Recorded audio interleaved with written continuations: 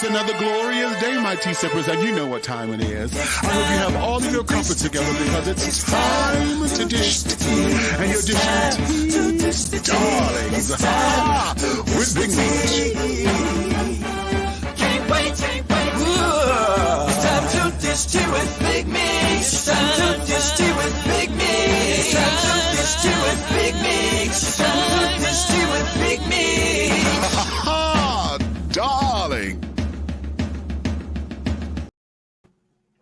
And hello. Hello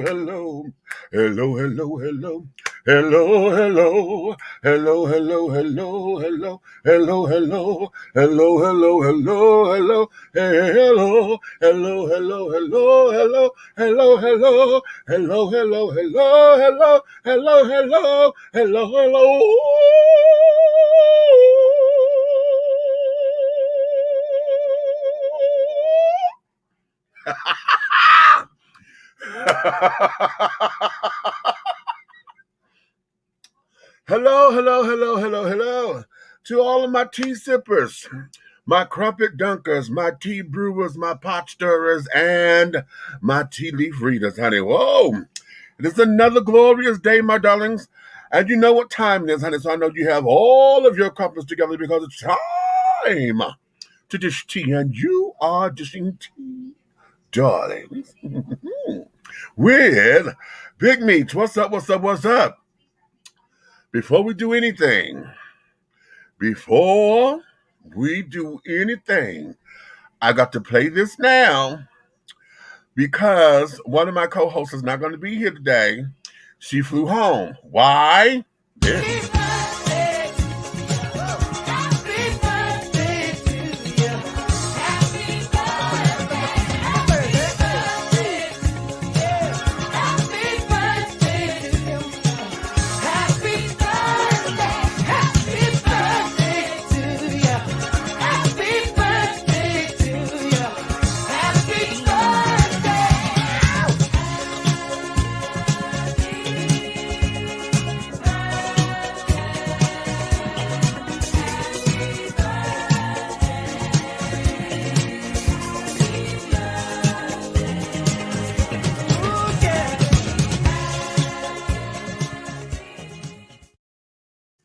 That's right. Our very own Aunt Nikki, honey.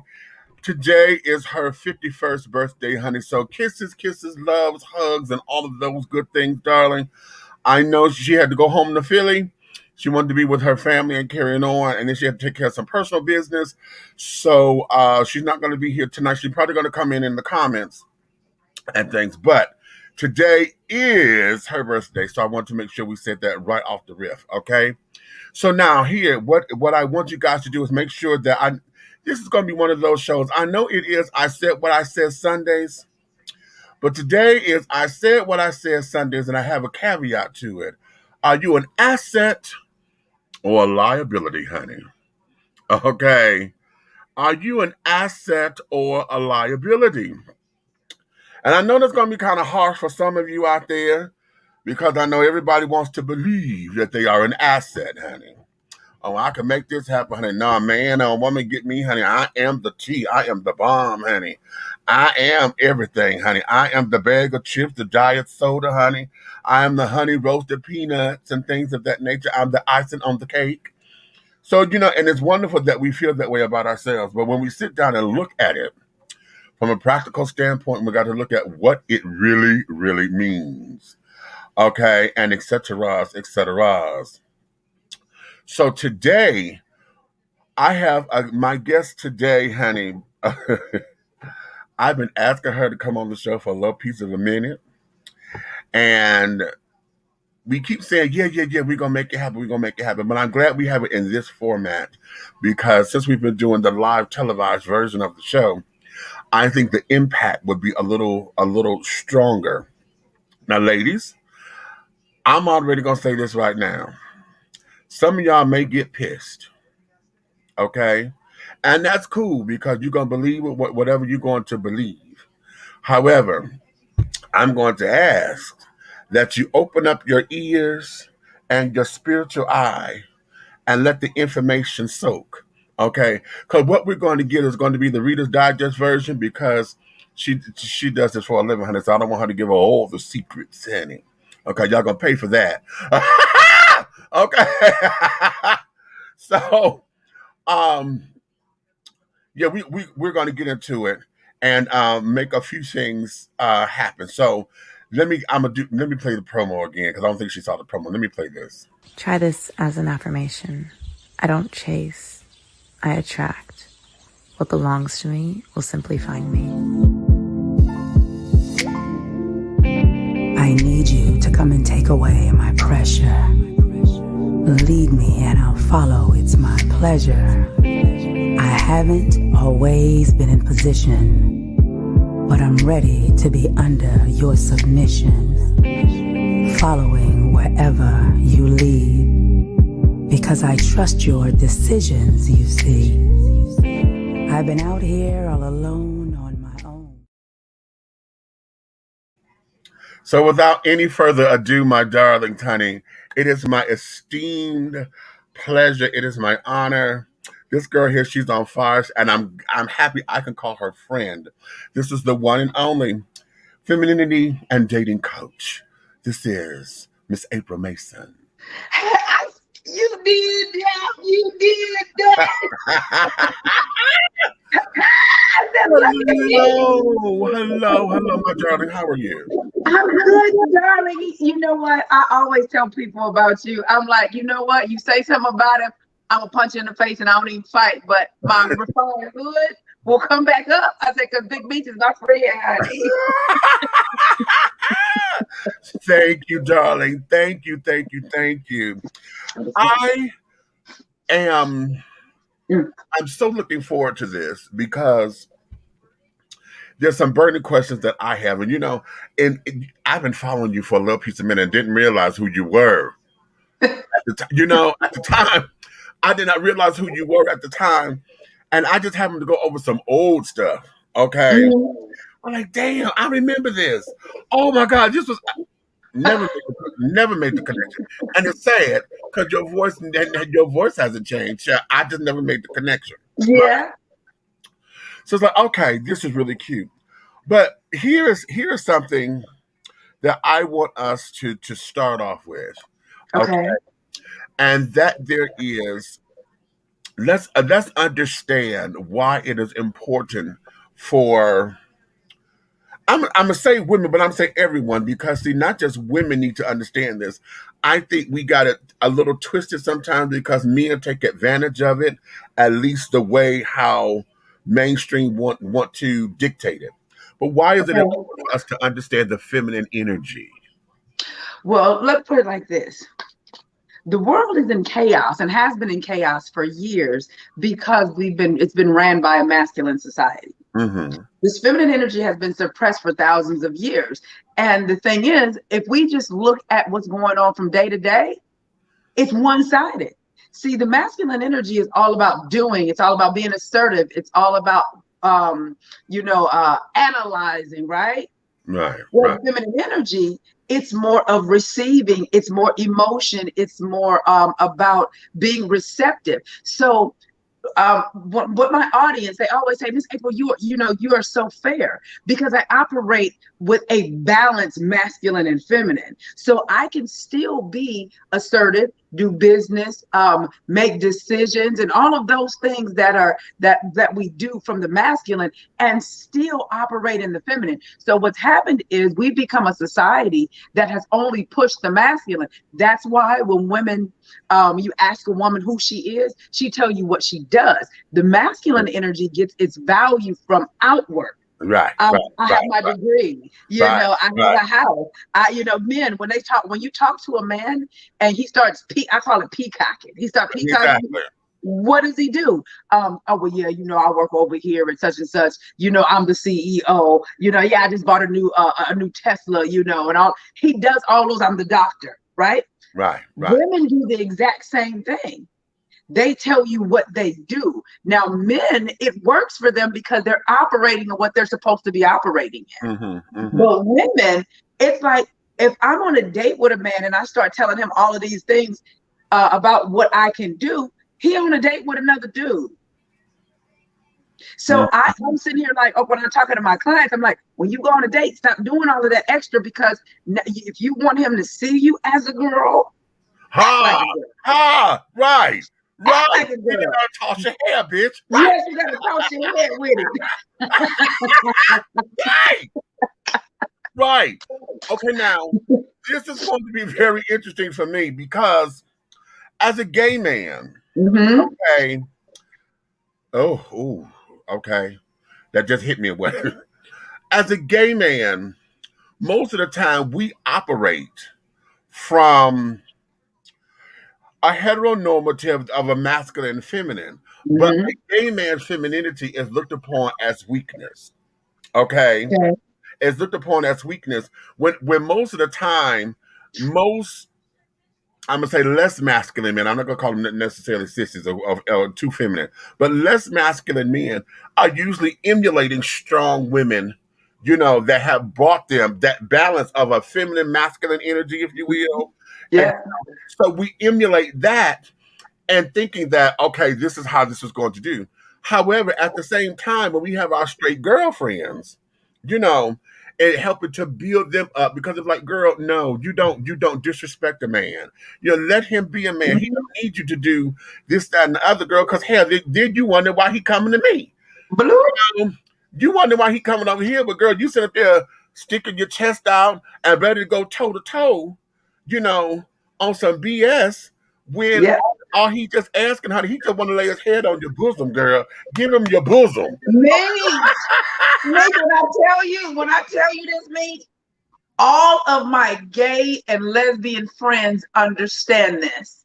Anytime, like when I'm doing a photo shoot, like my stylist is gay, Uh-huh. and a couple of other people that work with me on my team, right? And we have these conversations. And I said it's always amazing to me how my gay, especially my gay friends, how they know the importance of the duality, right? I Right. said, so I said to the point to where some of them will overdo the feminine because they understand the importance of it, that they overdo it. Where a heterosexual woman, you can't hardly get her to just be what she was supposed to be naturally in her, Right. that she keeps suppressing. But here's the funny part. A lot of those masculine women like that, they have a bunch of feminine gay friends. So once again, it's still the polarities, Balance. Right. regardless of your sexual orientation, the polarities always have to be there. But my gay friends, they know this like clockwork. And it's Uh-huh. just it's very interesting to watch. Women will fight me tooth and nail me on just about this feminine piece. I'm like, how come my gay friends know how to do it? And they know it so well that they've even studied it, and to the point to where they overgive. They overdo. I said, so if somebody's willing to overdo, it just means there's something that they know that you're not trying to hold on to, because they are overdoing it. Mm-hmm. And sometimes the overdo is extra, but they know it's that important that they even try to overdo it. But Mm-hmm. heterosexual women, honey, will fight me tooth and nail to be strong. And these men are intimidated by it. No, they don't want another dude. That's what it is. They don't want a dude in the dress. That's just not what they want. And gay men know this. Gay men have no problem stroking the ego. Gay men have no problem letting the man do all of the talking. Just let it be like, we be sitting there like, I wish he shut his ass up. They don't have a problem with that, because at the end of the day, you talking and stroking your own ego and all of this other stuff, and me saying, for real? Right. And Really? right. Oh Right. my God. Let him have a What peacock moment. Yeah, what does that do for me? It gets me everything. Right. Okay. Oh, okay. Now let's go here, because what is the balance between asserting feminine energy and letting the man be himself versus being a pushover? Because there's some women who feel as though that, and it's kind of old 50s, 40s, 50s, our grandmother's great grandmother's kind of thinking to where a man gonna be a man, you know. Yeah, I'm just yeah, supposed to sit back and cook and clean. And for the most part, a lot of women have not made the balance of how you just said earlier. I can still, assert myself, still be a businesswoman, still be this, but yet still operate in the feminine and still know that when I come home, honey, the businesswoman was at work. I'm at home Mhm. now, so we're here trying to raise the family, trying to raise a household or whatever. Yeah. I don't need to sit down there and command business at home. I'm here to run a household. How do we find that balance without it seeming as though we're kowtowing or not being ourselves? Well, here's the thing. Women need to learn when to sit back and let them have it on what don't really matter. Mm, Learning how to let him have it on things that really don't even matter. So I always say you have to learn how to win the battle. You have to learn how to not lose the war just to win the battle. right. Right. And so what I know for me, what made it real easy, I know who I am in the world and what I do. And so when things that don't matter, I don't need to argue about things that I always look at it like this. Does it affect my money, our family money? No. Does it affect the kids? No. Does it affect the health? No. Are you mishandling, mistreating me? No. I don't care. Okay. I don't be caring like that. But what women don't understand is with femininity, they think it means doormat. My personality isn't doormat. See, Right. here's the thing. It's not what you say, it's how you say what you say. So for instance, if I'm having a discussion with a man, and I'm not necessarily in agreement with that, I might gonna say, no, I don't agree with that. I might say, well, you know what? My spirit ain't sitting all the way right with that. I'm gonna need you to elaborate, not elaborate. I need you to elaborate a little Right. more so that we can be in agreement. And then even if he says what he has to say and explain, I will say, you know what? I hear you. However, I'm gonna have to sit on this for a minute because it hasn't settled with me yet. So it doesn't mean that I'm not challenging you or I'm just accepting what you say because I'm in the feminine and more of a receiver. It just means it's how I say what I say and do what I do. I don't have to read you. I don't have to get loud. I don't have to make you feel less than. All I can say is, you know what? I hear you. Well, I'll hear you that, but I'll raise you this. It's really more, it's more of that for me, and what I teach than being a doormat. Because a feminine woman is far from a doormat, but society has made it look as though femininity equals weakness. No, your feminine energy gets you everything that you want. It's how you deliver versus just, well, I'm just gonna be quiet and let it run. No, I know how to stroke your ego and check you at the same time. How about that? How about Yeah. that? Okay. Now let's do this too. Because in understanding that, how is it that we allow for this dynamic to take place without it always becoming sexual? Because that's the other thing about femininity that a lot of people and that's all this is across the board. I know with me, I'm not the most masculine of men. However, when he kicks in, he kicks. Okay. But when she is guiding the way to him, Yeah. because I use her to take me there, right? I use her Yeah. to get to him. How about that? Okay. Yeah. But when I'm there, and it's all about just wanting to have intimacy. When I'm not looking for sex at that moment, I just want to be held or whatever the case may be. Be in your company, have intimate conversation, just to sit down and have a glass of wine and just enjoy your company because your muse is everything for me. Yeah. Yes. You know what I'm saying? Your Yeah. muse, just to sit across from there, just let me look at you. It's fine to take me there to be intimate, but a lot of times or the feminine energy usually equates and in my experience with people too, you always want to have sex or you just always want to be docile, Mhm. and society, we have this whole thing, comedians talk about it, you need your docile woman, honey, go get your Asian woman because they real docile, honey, you get away with just telling them what you want to do. How is it that we allow ourselves to create balance to where it's not always leading to sex in that manner? Or you think just because I'm doing this that I just want to get laid? Well, here's the thing, and this is just something we can't get around.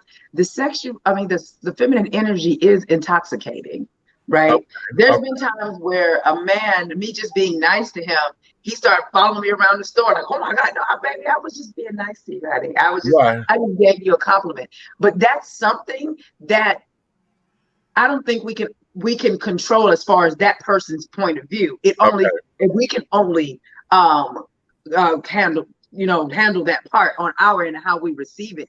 Because I know I'm a very sexy, sensual, mysterious type of woman when I'm out. I get it all the time. However, that doesn't mean I want to sleep with you. It doesn't mean I'm interested in you. It means I can give you a compliment. I can smile at you. I can say something nice to you, right? But that doesn't mean anything. That just means I'm just stopping right there. But what I find is, and this is what one of my good friends told me, he said, April, the problem with that is us men are not used to seeing feminine energy like that. And then we were talking about how Black men are used to seeing feminine energy in mostly two ways. They don't see it on their day-to-day. They didn't really see it with their mamas or on their jobs. But where they do see it is dealing with a prostitute as well as in the strip club. Because on those two places, they view the sexual side of the feminine energy. So this is where they're seeing it most. And I tell women all the time, please understand, he's not always going to the strip club for sex. I would think it's safe to say majority of men don't go for sex. Right. A lot of them go to be around that feminine energy that women are not exuding and walking in on a day-to-day basis. So imagine if women were walking in their feminine energy on a day-to-day basis and it became normal, everything wouldn't be sexualized. Especially when Black men are used to seeing it at the strip clubs and we're dealing with a prostitute where I'm giving you this sexual feminine energy, the thing that a masculine man is actually craving, but it comes with, I'm doing it, put it like this, it's the method, it's the motive, not the method. Right. Okay. If that makes sense. I got you. Let me go here because, see, this is something that I teach folks, and I tell folks all the time that if oh hell, somebody put a comment up in here and it threw me. She said interesting, and I just heard her head, right? I heard her head. She said, but it makes sense. And I heard you in your head when you said that. And it threw me. But here's one of the things that I teach folks is, we always say that we want a businesswoman in the streets, but a freak in the sheets, okay? And all that kind of jazz. But one of the things that I noticed, even at home growing up, because when my parents were together, I learned how to take care of a man from my mama. Okay? Because when she was a wife, I learned how to dress a man from my mama. Because she was the one buying all the clothes and carrying on the sheet. Was she put here? Oh my God. I used to love watching my together. Oh my God. I used to love how my daddy got dressed. And mama would go get his suits and carry on. And oh my God. Oh. But also, one of the things that we adored about women was that they had that feminine energy. This is why, like, for gay men, most of us yearn to women because we always thought that was just so fishy, to where a woman sit down there and she is so feminine. She put her gloves on to keep her hands from getting shaken, whatever, Yes. Her purse on her wrist or whatever, And it was all of that, but we also gravitated to female superhero like Wonder Woman, Batgirl, because they would sit down there, whoop ass, and then still get up and flip their hair, put it back in place, and touch their lipstick and would keep going. That energy there was always what was fueling society. Why do you think that it's a threat to society now, or at least to a man in this particular day and age? Well, I honestly, done correctly, I don't think it's a threat. What's happened is women have been taught I can do what a man can do, and I want to prove that I can do what a man can do, right? Whereas now realizing our strength is in our differences. I'm not trying to do what men can do. Think about this. Let's look at our politics. We have not had any real feminine energy in the White House in years. Right. And this is what I mean. We might have had women in the White House, but we haven't had any feminine, what real feminine energy is, because why is that? They came in feeling like I'm in a masculine field, so I have to present in a masculine way. And this is one of the things that I learned back when I had my marketing company running full-fledged, and I was back home in California. One of my clients was a mega pastor. He had about 20,000 members. And when he brought me in, you know, first of all, when you're dealing with somebody like that, you know, it's ego all up the yin yang, first and foremost. Correct. So I remember coming to the very first meeting, and we were at we were sitting at a conference table, and I sat on his right intentionally, right? So I'm sitting on his right, and then there's maybe 6 people on this side, maybe 6 people on this side, and somebody at the other end. As I'm talking, I'm listening and I'm taking notes, and I could tell the people were afraid to really say something because he's the mega pastor, right? And as I'm sitting there, first of all, I went in as a woman. I didn't go in as someone trying to go toe to toe with you. I know I have what you need. I know that I'm the creative force here. I know I can change your entire life. I knew that. So I don't need to come and try to go toe to toe with you and try to prove wits with you. I'm not here for that. I'm here to change your life. So I remember sitting there, and I'm listening to everybody. And I said to him, I said, may I speak, please? And he said, yeah. First of all, he wasn't used to anyone even saying that. So what it did, it brought those defenses down, and it made him turn toward me. Why? Because in his mind, oh, she stroked my ego. It was an ego stroke in its own unique way. And I said, you know, I hear everything that's being said, and I really like the idea. So I acknowledged before I gut punch. And I said, now, you know, this is really wonderful, and this and the third. I said, but you know, I said, do you want to be good or do you want to be great, Bishop? Room got quiet.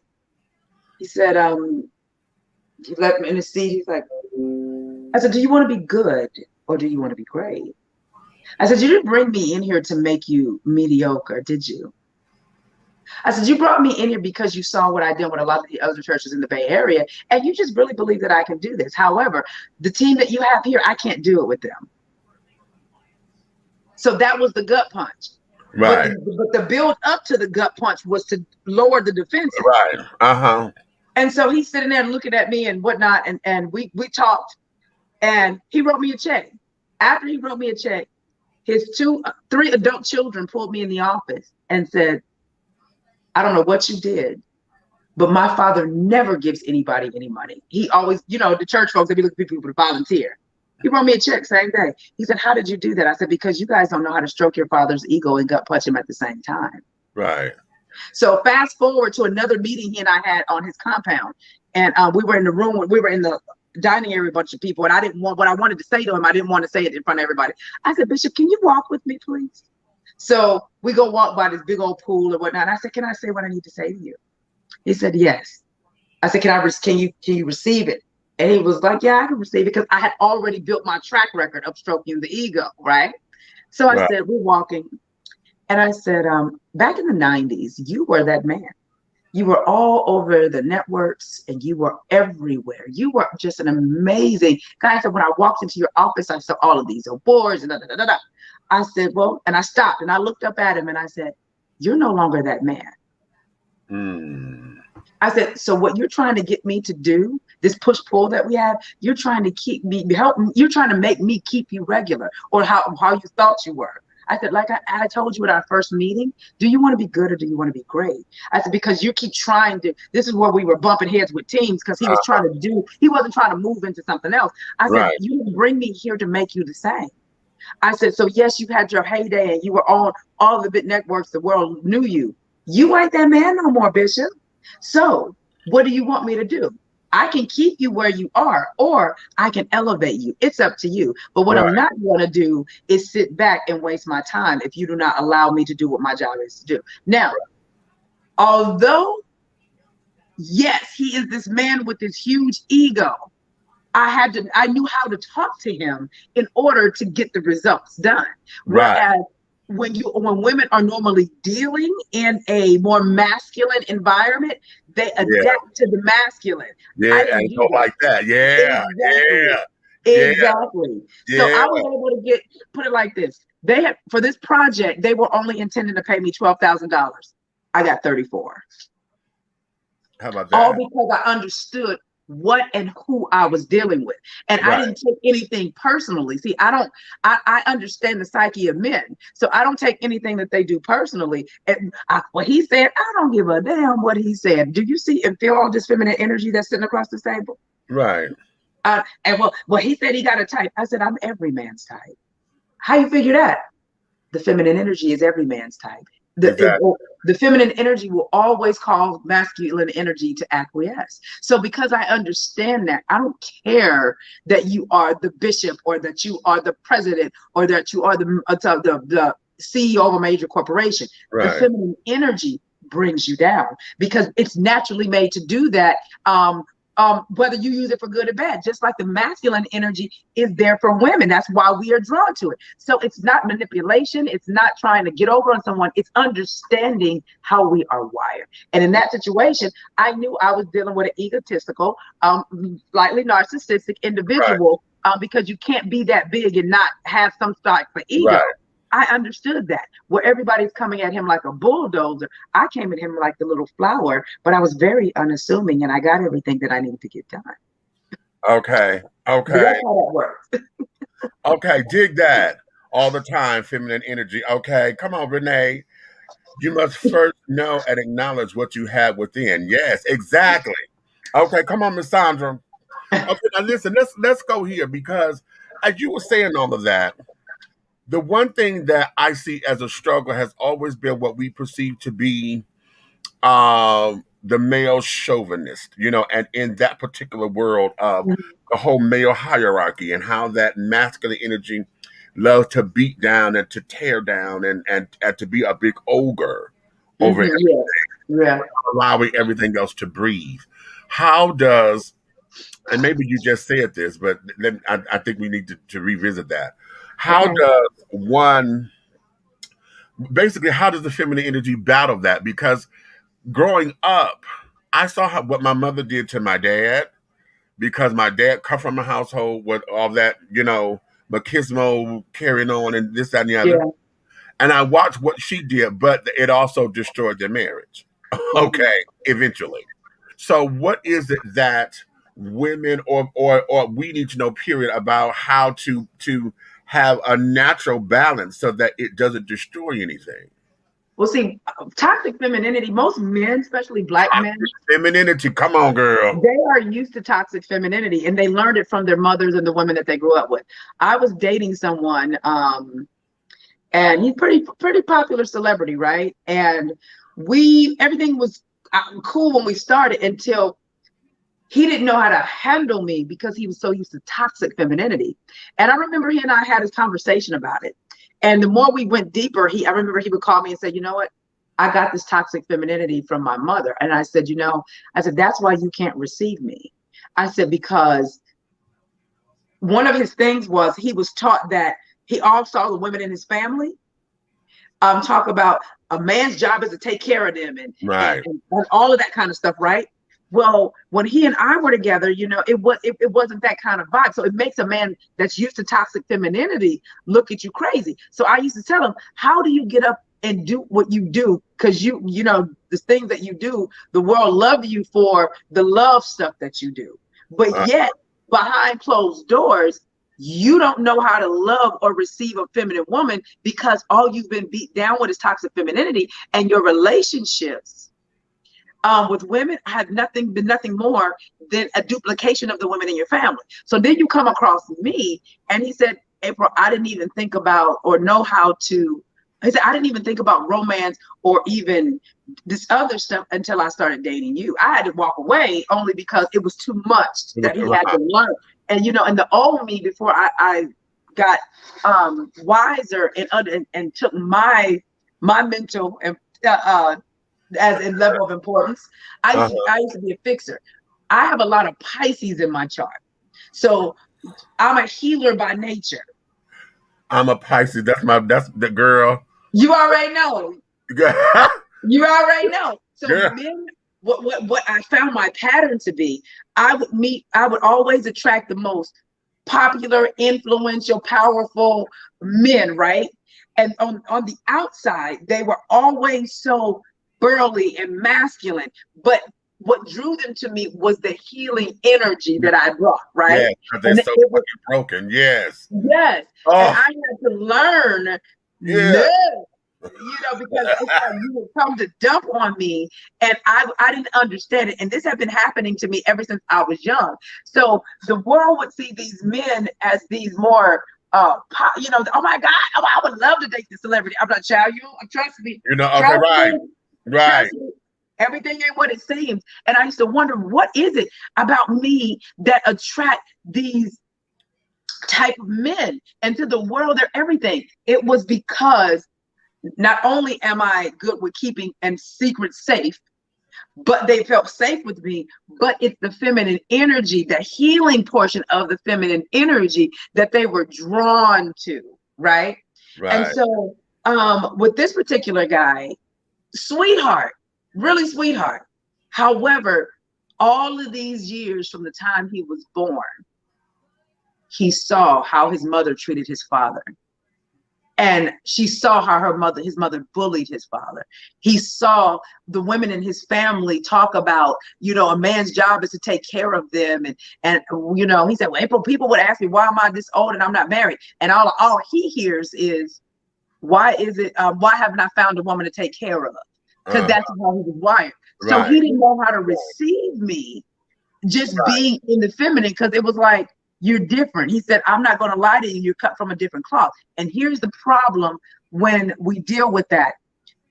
You could identify that I'm cut from a different cloth, but you're not wired with the tools to receive me. So so the natural masculine energy in you, it's ignited because, oh my goodness, I like what I'm feeling.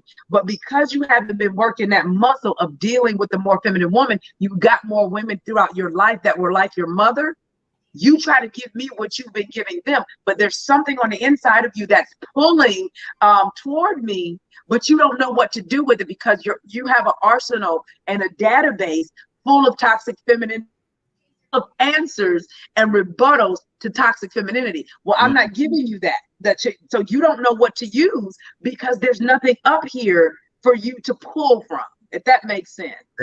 Total sense. I put this up here because Renee is asking, please explain toxic femininity. We always hear toxic masculinity, but I'm so glad that you said toxic femininity because a lot of people don't want to believe that exists. And let's hear from your particular point of view what it is. Because and before you do, because I always attribute that because I think of the gold diggers and those who, we see a lot of people who sack chasing, got to get that bag or what we call high maintenance and carry on. So explain that, what toxic femininity is.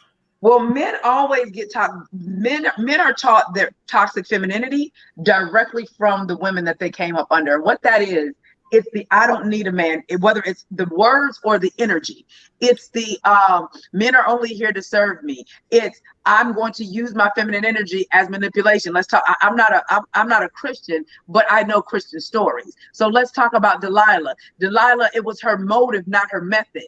So she used her femininity to lure him, Samson, in, but her motive was not correct. So that shows you it can be used for good or for bad.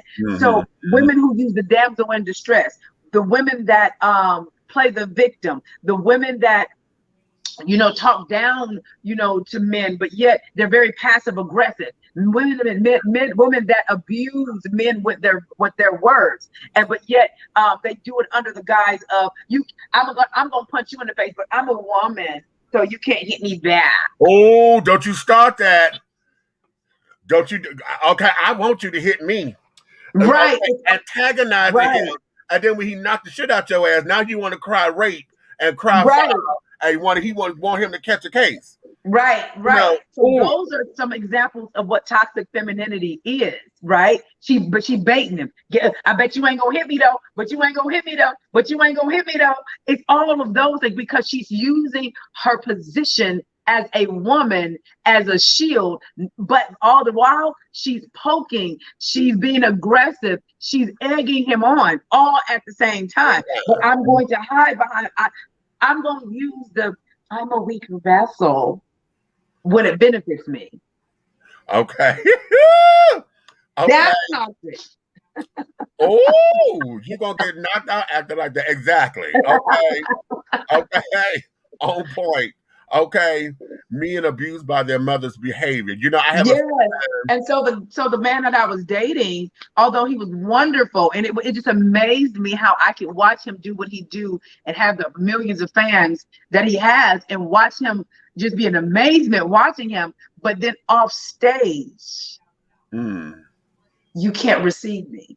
Right. You know, and even though you're a dreamer and would love to be in that loving, committed relationship, your wiring, starting from your mother and her sisters and cousins, has messed you up. So the more you come toward me, the more you run from me, because this is an unfamiliar feeling, but yet it feels good, but yet I don't know what to do with it. So Right. so what I did was I walked away.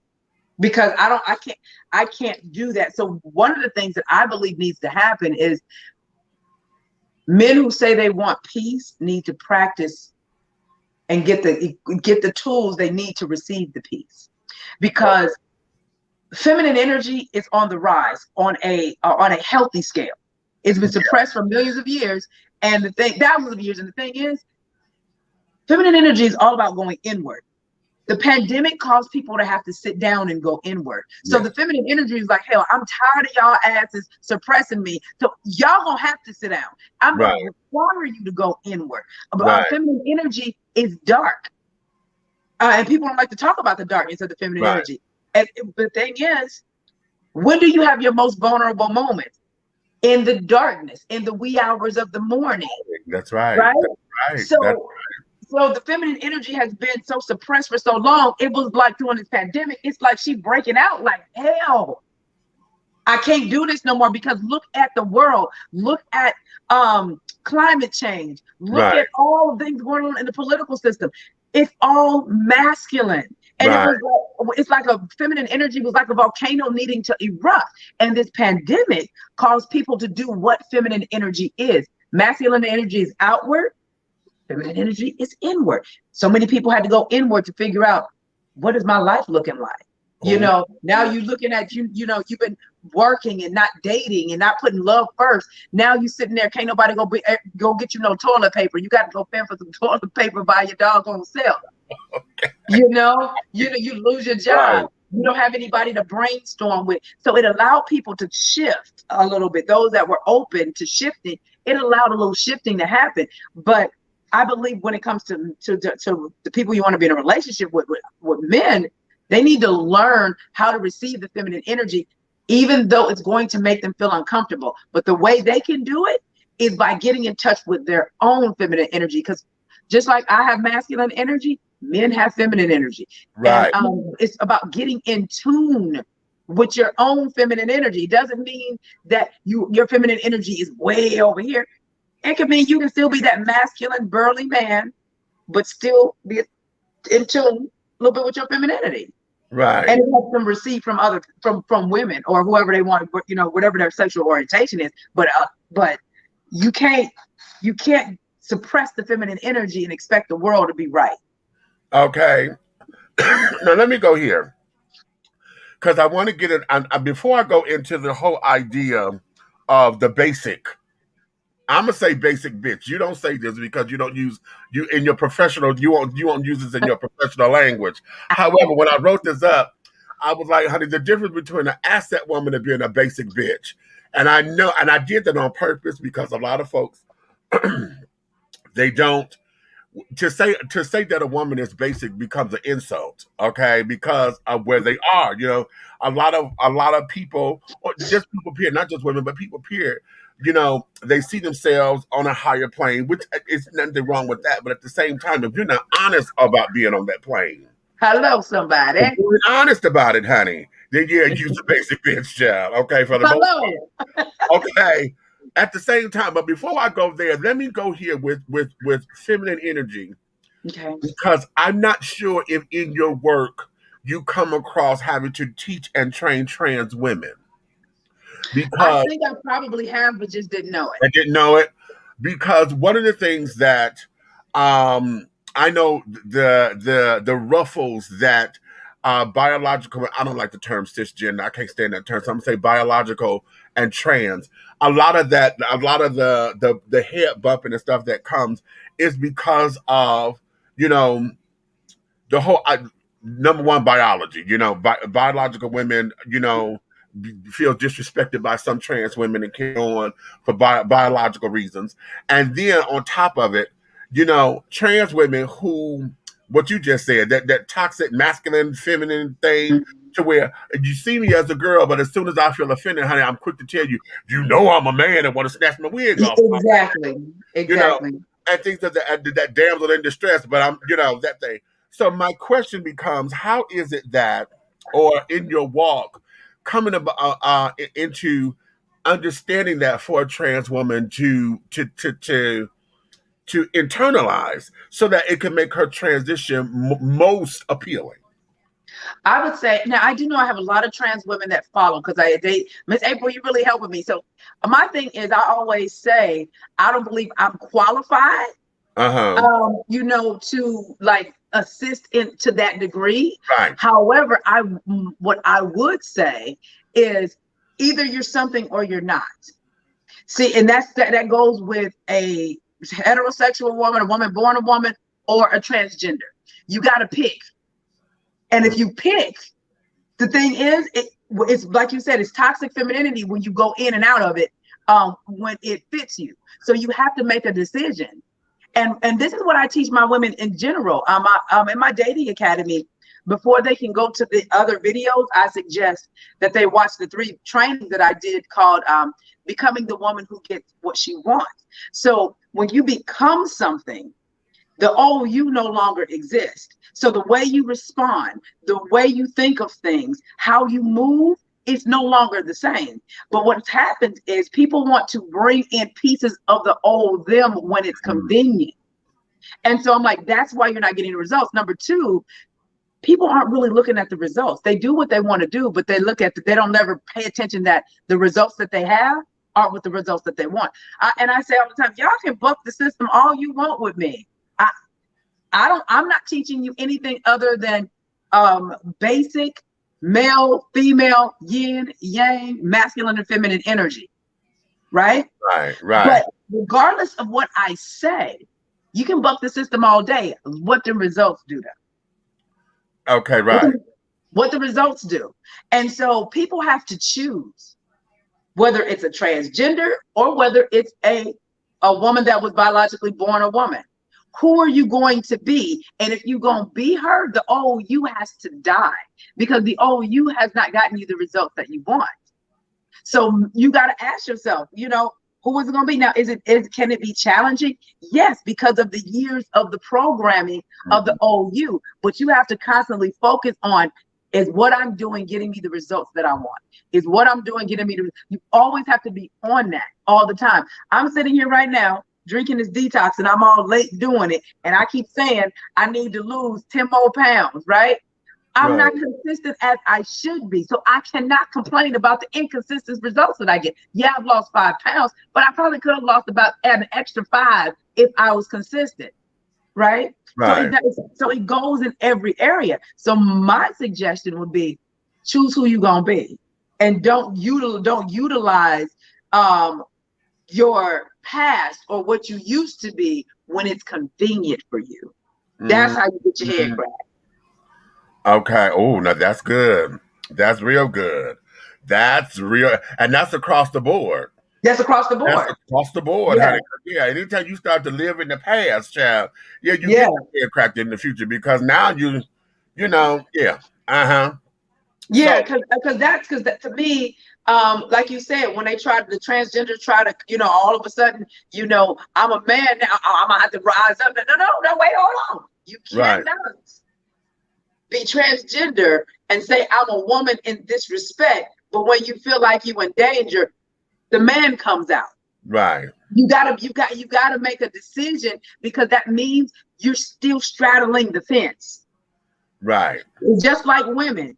When they say these men don't open doors and they don't do X, Y, and Z, well, you independent. Why he gotta pay for your food? Pay for your own food. Why you mad because he didn't take out the trash? Why are you mad because he didn't open your door, getting in and out of the car? You keep saying, I got it and I can do it myself. Pick a side. Oh. Pick a side. So you can't be mad at those things when you are the one screaming, I don't need a man, or your energy says that, but then you want to be, well, I ain't going out on a date with him no more, girl. He didn't even pay for the check. Well, you came to the date with everything that you could do and what you had. Right. But he's still supposed to be a gentleman. Here's the thing with that. You can't live in a society that women have desensitized men to make them believe that they don't need them and expect all men to rise up. You got to remember, no matter what you beat into something, it's going to take on the environment. It doesn't mean that he doesn't open doors. It doesn't mean that he won't protect and provide. What a lot of times it means is, throughout the years, women have said and shown and proved and rah-rah that I don't need a man and I can do what a man can do. So at the end of the day, don't be mad when his what used to be instinctual nature doesn't rise up.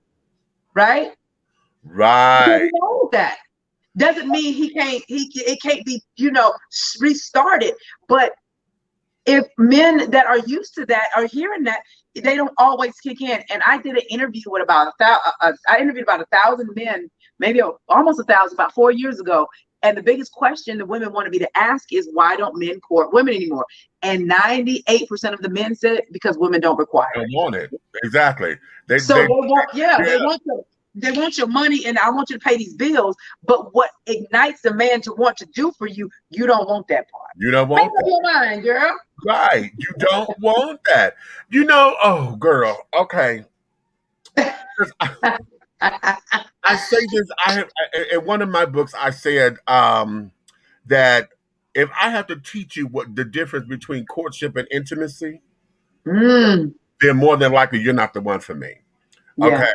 More than likely you're not the one. It's not to say that I can't give you a chance, but damn it, that's a lot of work. Okay.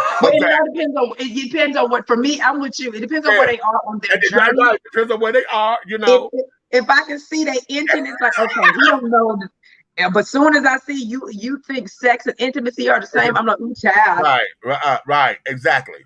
I got to go.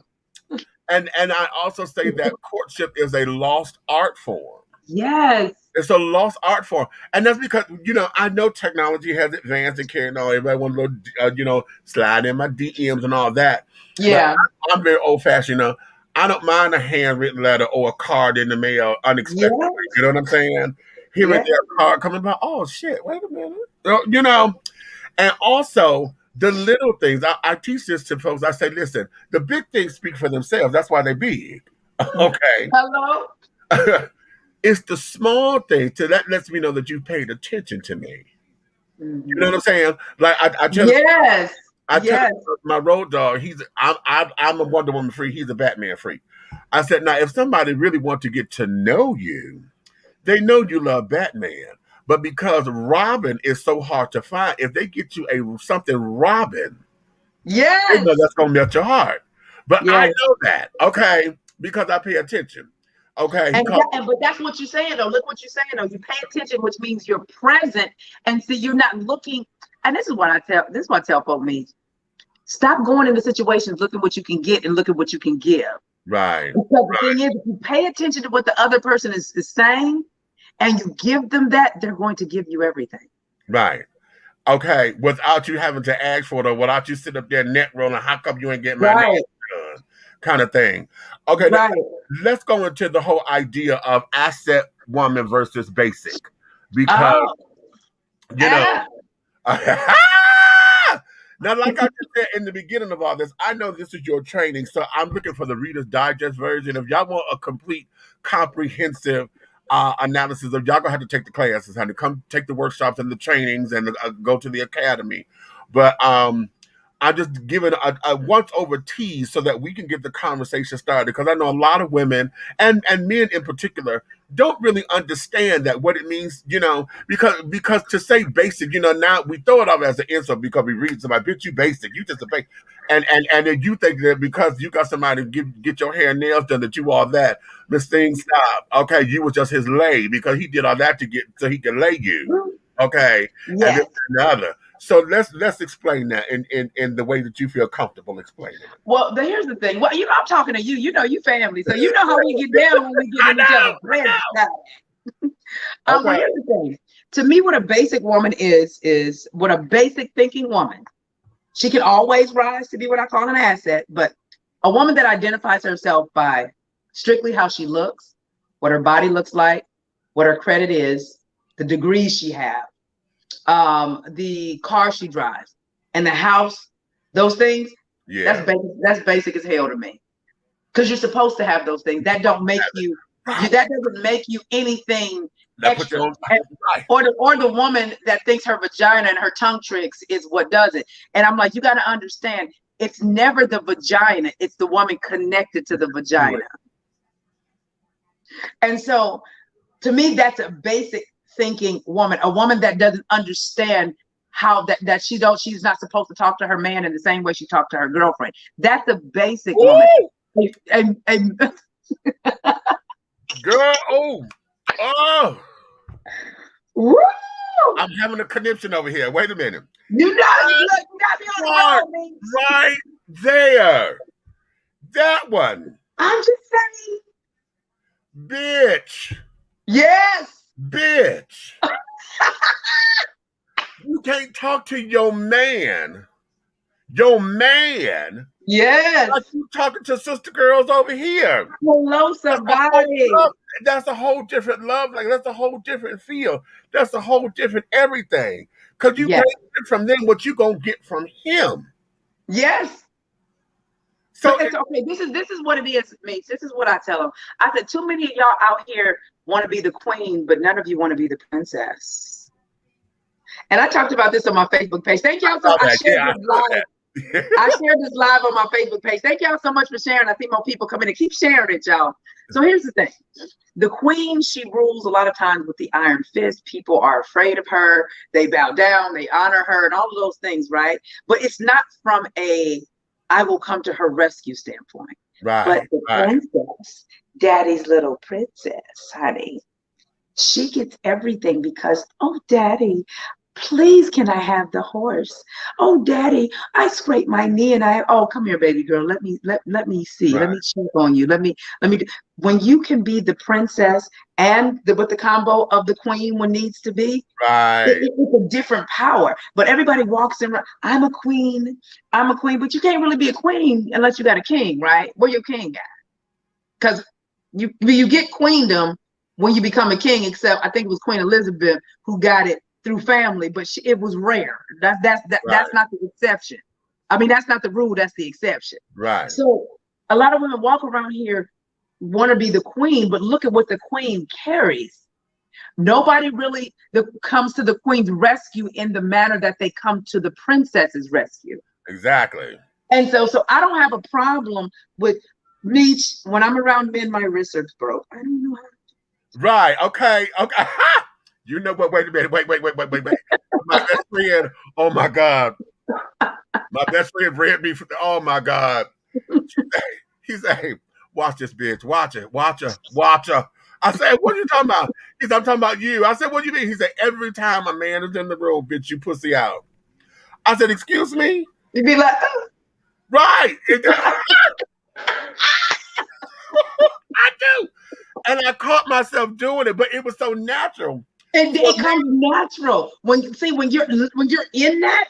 It's just like I do it all the time. Do not Meech ever send your girl in no Home Depot, baby. It's a wrap. You're like, April, I need this such and such. You want me to go in Home Depot for you? Let me go ahead and do this. Right. But it's just like I think it's supposed to be that way, though. I believe that the energy the masculine brings, and when the feminine it comes together, it's supposed to be very complementary. The burly masculine man solving the problems. Here comes the damsel in distress asking for help. Because when I go on Home Depot, and I was in there maybe about a month or so ago, and I had something to put together, and I had some screws. And I don't know how to screw nothing. I mean, I do if you just put the thing in there and drill it. Don't ask me nothing else. So I had these interesting screws, because I got a stripper pole in my bedroom. And I was trying to remove it and put it in my boudoir. I changed my other room into a boudoir, but I needed these other screws. I go in there and I see this man, he keep walking around. And I was like, shoot, April, stop looking for stuff. Excuse me, sir. You look like you know your way around this place. Like you've been here for a long time. Like you come here on a regular. He's like, uh-huh. I said, well, yeah, you look. And then you touch his arm. You look like you've been here. You look like you know your way around this here Home Depot. Do you mind taking a moment to help me, please? Yeah, what do you need? These right here. I don't know how to put this together. And I'm trying to do this. He said, well, what do you put together? A stripper pole. Ooh, girl, stop. I'm hearing it. I'm there. This man stood there for 20 some odd minutes trying to help me find these screws, honey. And I said, thank you so much. I appreciate your time, because I know you didn't have to do this, but so thank you. Oh, anytime. I'm in here all the time. Right. Right. Exactly. Oh, but that whole idea of not fighting it. And yes. And I know, and as a man, see, we got this whole thing of alpha male versus beta man, and this, that, and the other that seems to be in conflict, with one another. And I don't necessarily consider myself an alpha nor a beta, honey. I'm me, okay? Yeah. Because I consider myself the chameleon, honey. I'm very mutable, honey. Whoever needs to show up for the job is going to show up. Okay? Yes. Okay, yes.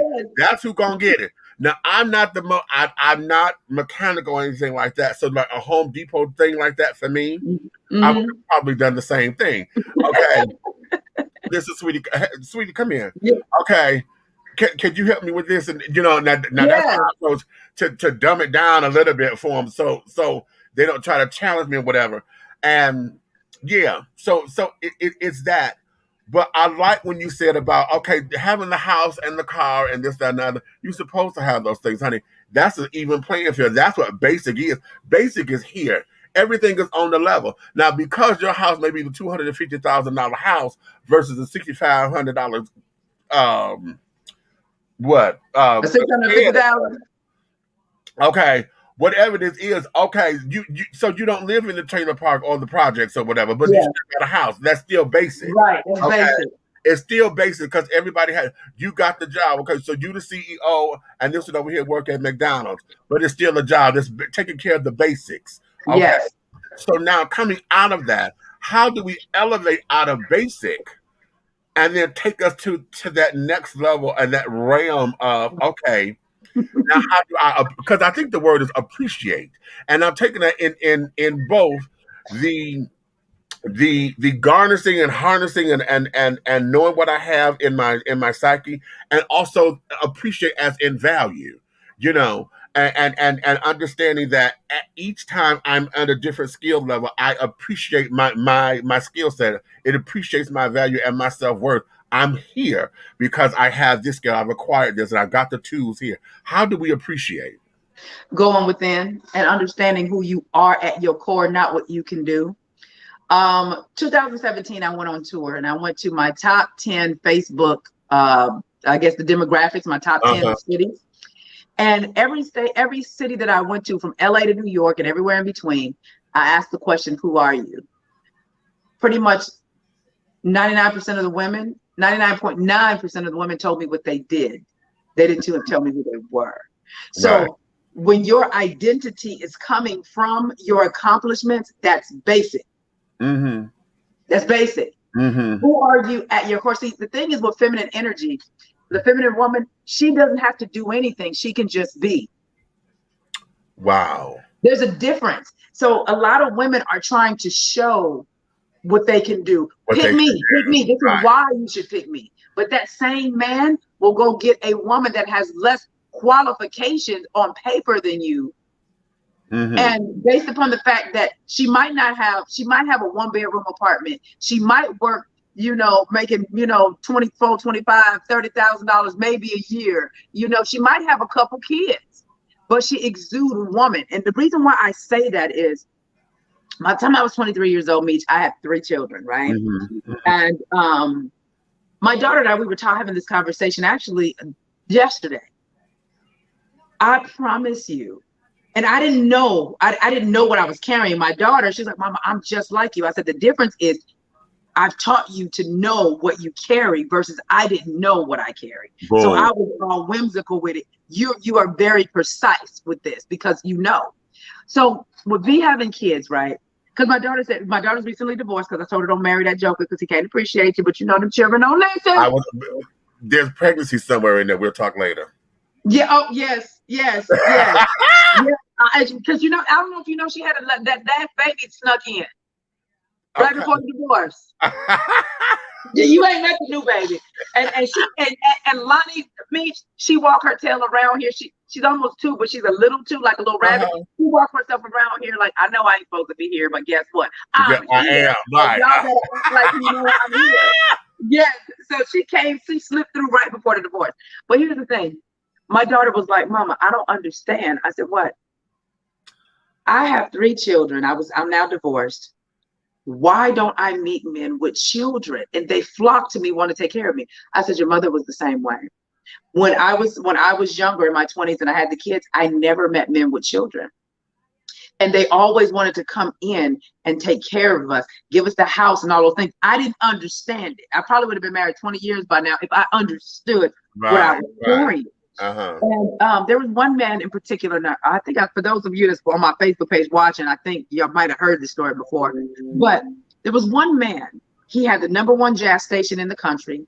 He lived in Dallas, and he lived in the same neighborhood as the Dallas Cowboys, all this other stuff, right? He was that dude. He loved him some me, but I was like, I don't want no older man. I was maybe 25 and he's maybe 35. So, it wasn't even a big deal. But in my mind, I'm not understanding what I carry. Well, fast forward, when I turned 40, I got a DM from him. And he said, he said, happy birthday. But the woman that you are today is the woman that I saw at 25. All you needed was some stability, a man to come in and help you raise those kids. And in return, he said, I don't believe that I would have been as sick as I am now. I know that you would have made sure that I ate right. You'd have made sure that I did what I was supposed to do. And in return, I would have loved you and them kids. And you would have had your money for your businesses and everything else, right? And so I was like, wow. He was like, yeah, you carried a different vibe about you. So I looked at what he said, and it caused me to have to go within and start thinking. I always attracted men that wanted to protect and provide. And I was like, but I don't have no education like that. I don't have no good job like that. I was living in the shelter and I was, living with friends trying to figure it out. Why would you want me? And the thing is, it had nothing to do with that and everything to do with the feminine energy that I exuded. So what happened was I learned how to be a woman early on because I didn't have what I thought was the valuable things, the degrees and the cars and the houses. I didn't have those things to present because I didn't think, I was like, well, I don't have nothing to offer. Not realizing me cultivating the woman and the feminine energy is exactly what they needed. My results were always different from my other friends. One of my girlfriends, I remember her saying, how is it that you meet these fine, successful men with your kids and I don't have any? I never understood it. But now that I'll be 46 this month. And it's like, thinking back, I studied and learned how to be what a woman is. And I was able to present that to men. So they didn't care that I didn't have the education or any degrees. They didn't care at that time, that I didn't have a house, a car, I didn't have a lot, right? They didn't care about that. For them, it was, I like how she makes me feel as a man. And in return, man, I want to wife her up. I want to take care of her. I want to protect and provide for her. It wasn't me having degrees and having all of the other stuff, which is nothing wrong with that. But a lot of times women lead with those things. Well, In my situation, I didn't have those, so I had to lead with woman. Exactly. I Okay. had to lead with woman, and I never suffered when it came to how men treated me, unless my self-esteem wasn't where it was needed to be, and I just accepted that. But the men that were coming toward me were always successful, were always giving, very generous men. Always wanted to, they always wanted to peacock me. You know what? You need a new car. Okay, matter of fact, my kid's father, when he played college ball for Ohio, it was a game one day, and they was playing this big game against Keyshawn Johnson and all of the big wigs that have now retired, right? Right. And he said, all right, April, I'm giving you my student loan money. Go buy you a car. He gave me his money in college to go buy a car while he playing the big game. So I've always had that because I always knew woman. So that led me to believe it's not coming to the table with everything that you can be as a woman. I'm a woman, hear me roar. It wasn't that. It was I'm a woman. Feel my energy. That's what it was. And that's what always worked for me. And that's why I try to help women reverse that. Please understand, before y'all start pointing fingers, I'm not saying that you cannot be successful. I'm a successful entrepreneur, got a new headquarters, run several businesses. I just don't lead with that. Right. Which is why I attract a different type of man. So when these women out here saying these men don't want to protect and provide, what are you leading with? You get the beta men they be talking about? Yeah, you'll get them because you're coming off as the masculine protector and provider. So why would you not attract 50-50 type dudes? Wow. So, Ooh, 50-50 versus 100-100. Yeah, I don't do that. That make me itch. I'll be itching you. Are you allergic to a guy? I'll be itching meat. You know what? I'll be itching. I'm gonna ask this, and oh, as I'm listening to you, here's something that I know I struggle with, and I know there's a number of people out there, and that there is understanding your nature of being a nurturer, a provider, and all that kind of stuff. Mm-hmm. How to get balance in it. Because like you said, coming back to being the nurturer as a woman. Well, how to find balance in it? Because some of us out there, I want to say that they are doormats. What it is, they just accept a lot. Okay, and they put up with too much. And I know I'm one of them. I will put up with a lot before I get my cutoff point. Sitting up there thinking that, okay, I'm getting to know you. I tell myself all the time, I'm so tired of being the understanding one. Because I don't understand no more, Mitch. I don't understand nothing. Nothing. Let me help you on this. Let me help you on, not tonight, on the night. I don't understand nothing no more. No, let me help you on the night. Here's the thing. As a culture of Black people, especially those of us that heavily carry the feminine energy, we've been taught that we have to help our men build, be understanding, work with him, all of those things, right? Right. And if you listen to a lot of people talk, especially women that have done this, they always talked about how they got dogged out or left afterwards. Yes, right? God. And because the man tends to resent you. The thing is, and this is what happened with my daughter. I told her not. We told the story. I told her not to marry him because my daughter. Well, you know my baby. Yeah. And you met her husband. I met him. Yeah. So she was 21. She owned her own house. She bought her car off the showroom floor. She had her own stuff together. And I told her, don't marry him until he figures out who he needs to be as a man, because he will resent you for having what you had prior to him. I said, you need to be with somebody probably in their late 20s, early 30s. She didn't want to listen. And so the very thing that I said happened. Why she always got to have it going on like that? And so he's more focused on what he doesn't have and what she has versus let me man up. Let her be inspiration and motivation to me to go out there and get this money and protect and provide for my family. Right. Right. So it was that kind of situation. And so I told her, I said, when you get married again, this go round, we don't build with a man. We amplify with him. See. And the difference is, now there's nothing wrong with the builder woman. The builder woman that started from the bottom, now we're here. I'm not her. We got to start off at least on the 5th floor. Right. I can amplify. And the reason why I say that is because I look at the men that I tend to attract. They don't need me for any financial things. My value to them does not come from money or anything else. They ask me, they say, I don't care about how much money you have and what you know, all the stuff you do. How can you amplify what I have? So they're not looking at me as because my value to them is not 50-50, or if my value comes from how much money I can bring. It's equivalent to when a man opens your door and they say, well, is she going to open his door? See, the thing is, what you're not understanding is me being a generous or caring woman does not come from that man if I can open his door. He naturally opens my door. He's going to look for that same kindness in a different area. So it doesn't have to match. Well, do she lean over? No, when a man opens my door, I do not lean my behind over and open his door. No, I do not. I say thank you, because he knows that's just what he does. Now, he's going to see if I'm generous in another way or mindful in another way, but I don't have to, that's still going tit for tat. Exactly. It means study the man that you're with to see what he actually needs from you. He don't need me to open his door when he can go chirp. Right. He don't need that. But as a woman, that's what I look for. He may need me to sit back and have pillow talk with him and go over some ideas. He might need to come lay his head in my lap and say, baby, I had a hard day. That's his way of, that's equivalent to me opening up the door. Right. Oh, that's equivalent. Because you just did open up a door of communication because he trusted you. Exactly.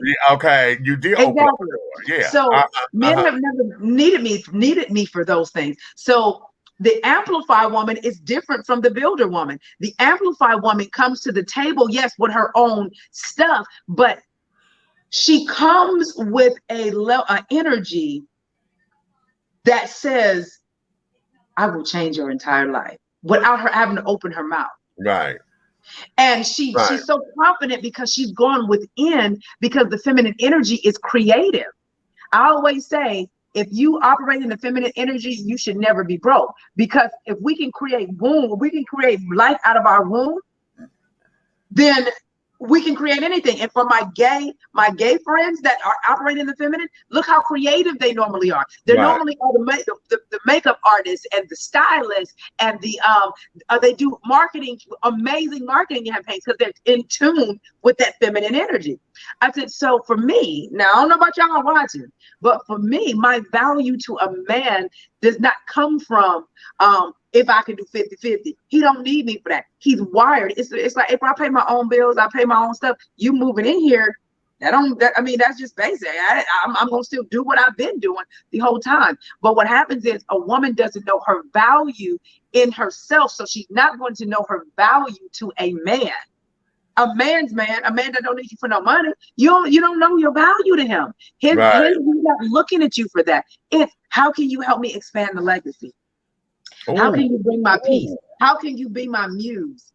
Can I talk to you and you able to hear me and you listen to me without questioning? You can just listen to hear what I'm saying. You're listening for understanding, not necessarily to respond. Can you be defenseless with me in my most vulnerable moments? Can I trust you with my private things? Those are the things that I know the men that I've dated in the past have looked at me for. Wasn't for no money. So when all these women complaining about these men want you to go 50-50, it's your energy. Right. A different energy woman attracts different. That's why I call them basic. So you mad because you operating in the energy that gets you basic results, because you don't know what being a woman's job is. And a woman is so valuable, and you have let these people diminish you to, well, she got to, what she bring to the table. Fool, I am everything that you need. Well, how about that? I'm everything. Because the thing is, I can break you with my words, or I can make you think you're Superman with my words. So a person that can do that is everything. Right.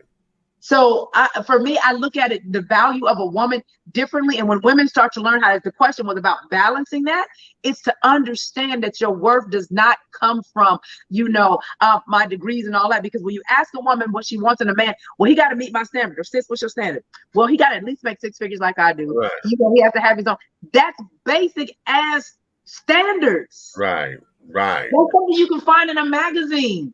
The thing is, what's his benefit does he get from you when what you're providing is things that he can get for himself? What's the point of Okay. loving you? What's the Okay. point? So I'm Yes, just Carolyn, I saying, I'm said it. just I am the saying, table. Yes, I tell that I am the table. Because damn it, yeah. hello. Okay, what do I bring to the table? I am the table. Bring a chair. Shit. Okay. You know, yes, I'm yes. And see, and the thing is with that woman though, too, Meech, is going back to what you said about women, I mean, but just people in general being so understanding. We know when to walk away. See, what happens is the more you go within and you start loving yourself, Mm-hmm. there will be natural boundaries that are set up within you Oh, that you say will that. not allow, that it won't even allow you to receive certain things. Because I had a situation yesterday and I was like, I have grown. I've grown. So so somebody I know came to town and he wrote me this whole long dissertation, this text Right. message. And I'm like, the old me would have wanted to go in and save him. Oh, You know, the old me would have, you know, went in and listened to what everything, I'm dealing with this and I'm dealing with that and blah, blah, blah, blah, blah, blah, blah, blah, all of the stuff he's giving me, right? Because I didn't like something that he did. And if we're supposed to be friends, you don't treat me like that. Right. Now, the Right. old me, when he gave me everything that was going wrong and it was like, oh my God, you know, he does have some stuff going on, I would have went in and tried to rescue. I don't have that energy anymore. Oh, Because the girl. more I start loving me, I started protecting that. And it was like, okay, I understand this. Well, I'm going to give you some kind words and I hope everything works out for you. Know that I'm here for you as a friend if you need me. That's it. Back in the day, I would be like, but you're so wonderful. And you know, God has something amazing in store for you. I'm giving you all of this stuff. I don't do Right. that anymore. Right. Because what I'm doing is I'm watching and listening to see if you can receive me. Right. And reading his message, based upon what I sent to him, it lets me know you can't receive me right now Right. because you're so engulfed in what you got going on. So you can't receive me. So I backed up and I was like, okay, well, you know, I'm gonna let you have that. But the old me would have drained myself, feeling like I didn't work a 12-hour day trying to rescue him because I know I have that healing energy that men come to all the time. Yeah. But the thing is, the more I love myself, the more I start protecting and guarding my energy. If you are open to receiving and you're showing me that, even if it's a small increment, I'm there to help you walk you through it. And because I'm not perfect and you might bring something to the table that I need help walking through as well. Right. But when I see that you're not, I don't have patience anymore. I'm not understanding like that anymore because it took me a hell of a long time to do the work to get to where I am. Now, I'll be damned if I'm fixing to sit here and take on someone else's woe is me and cannot receive me. Miss Mason doesn't do that anymore. I was the queen. You know what? Oh, honey, and of Big Meat. I'm at a point now. I don't want to get resentful because there are times where I'm like, okay, you know what? And I'm about ready to explode because I'm like, okay, I got tired of this. And then I had to pull myself back and I tell myself, I said, okay, now you know what? You did this. So now, because you did it, you got to go through the process. And I tell folks the process is sandpaper for the soul, honey, because it's gonna get all that gunk and that grit and all of that up. So by the time you're done, you're polished. At the same time, then they leave you. Then they leave you. But here's the thing: when you go through and you get polished with that damn sandpaper, it's just like when you got to go and scrape a wall down because you're trying to repaint. Okay. Or better yet, let's use a table. You know, just got this table done, sanded it, you know, shellacked it and things and got it looking nice and pretty. But what do? We pile everything back on all the beauty. We pile it back on. Pile it back on. Okay. And so what we have to do is get to a place, and I know I'm learning that now because I'm 51. And girl, I said, no, honey, I'm not finna ready to go into this next decade. I don't have the strength. Okay. Yeah. And I tell folks, I said, listen, Superman always had to go back to the Fortress of Solitude. Wonder Woman always went back to Paradise Island. Batman Yeah. always went back to that goddamn Batcave. Why? To get the fuck away from y'all. Yes. I'm with you, because the thing is, Meech, what I've learned, when you give so much and help people get through things, especially if it's somebody that's a romantic interest and that you help do all of that with, what happens is at the end they're no longer the dusty bronze penny, they become the shiny quarter, and you get a thank you for being a friend, and then they out the door as their new self and go find somebody else based upon somebody that would not have put up with their BS during that time. Right. Yeah, Mason don't do that. Mason don't do that no more. That's And I don't feel bad about it. I have no hard feelings, or nor do I feel bad. It's more of, I love me that much that I value my peace.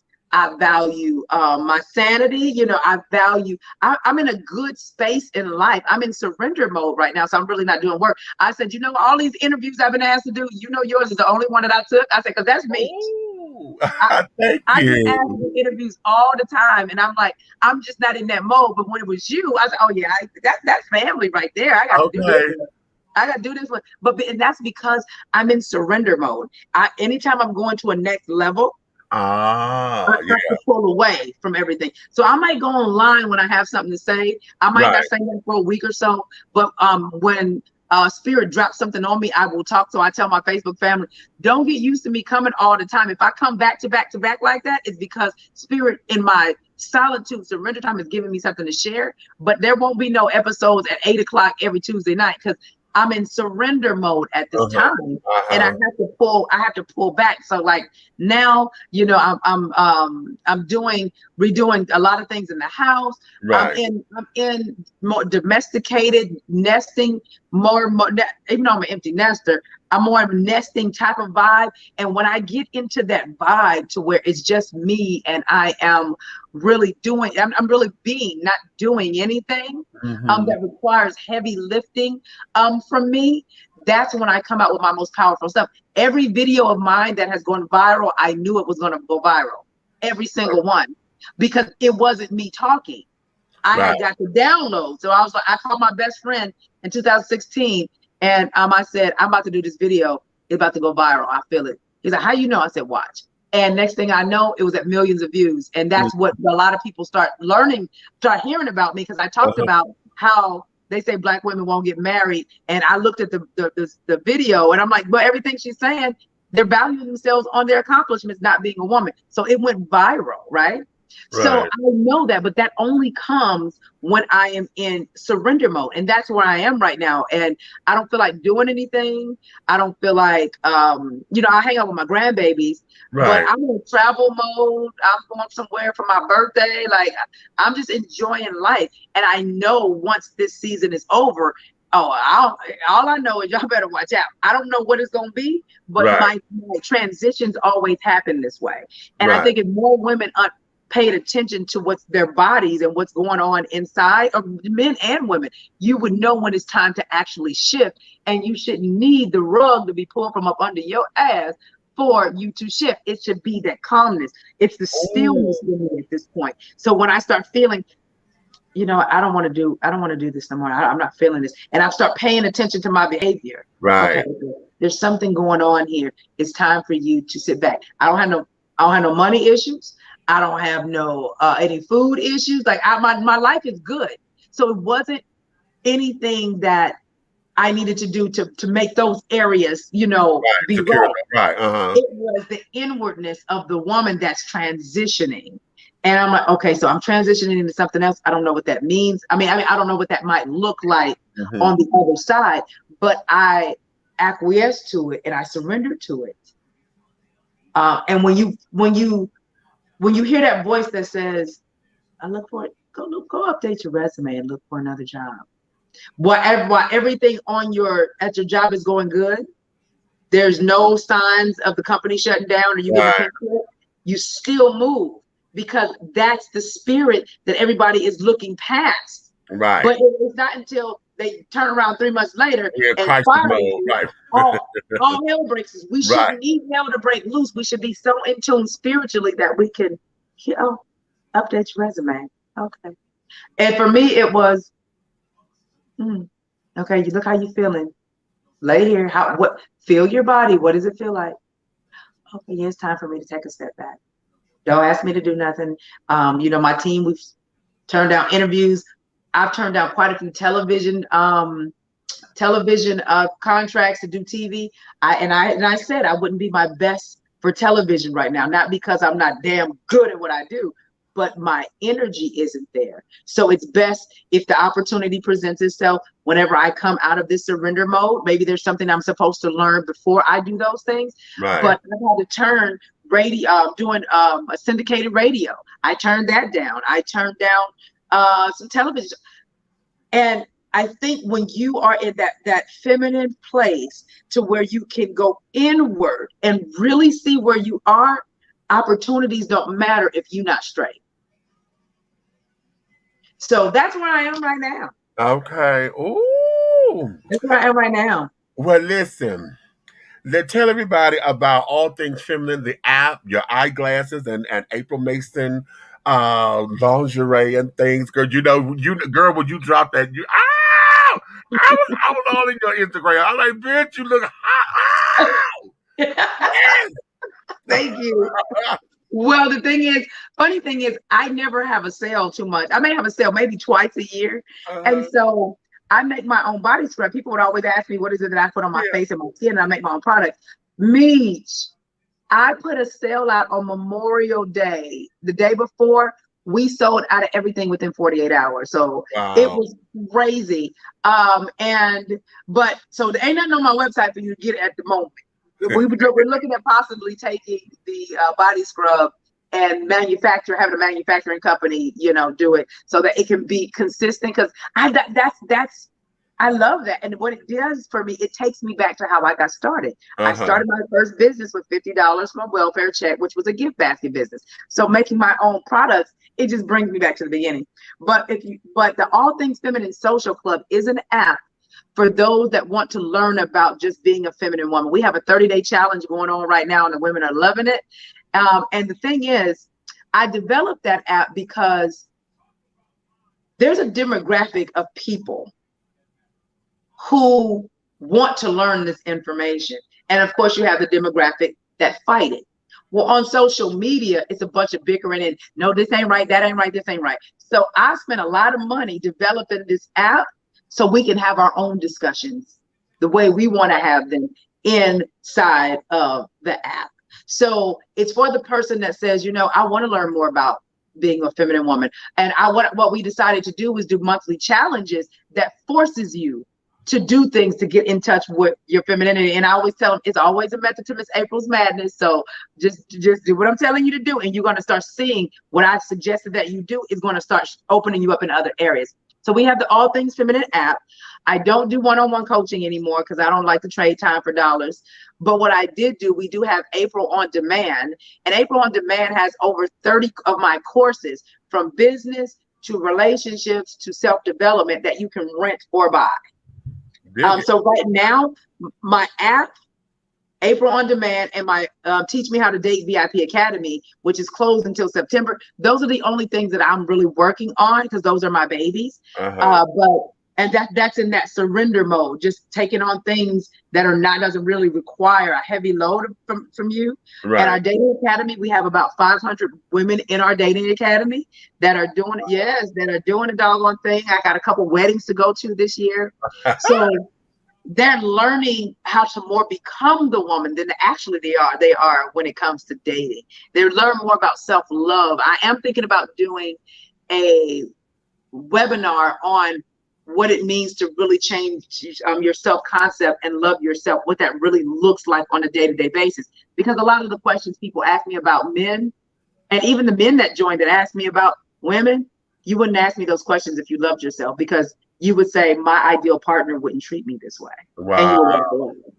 Wow. Okay. So those only things I have going: the app, the dating academy, and April On Demand right now.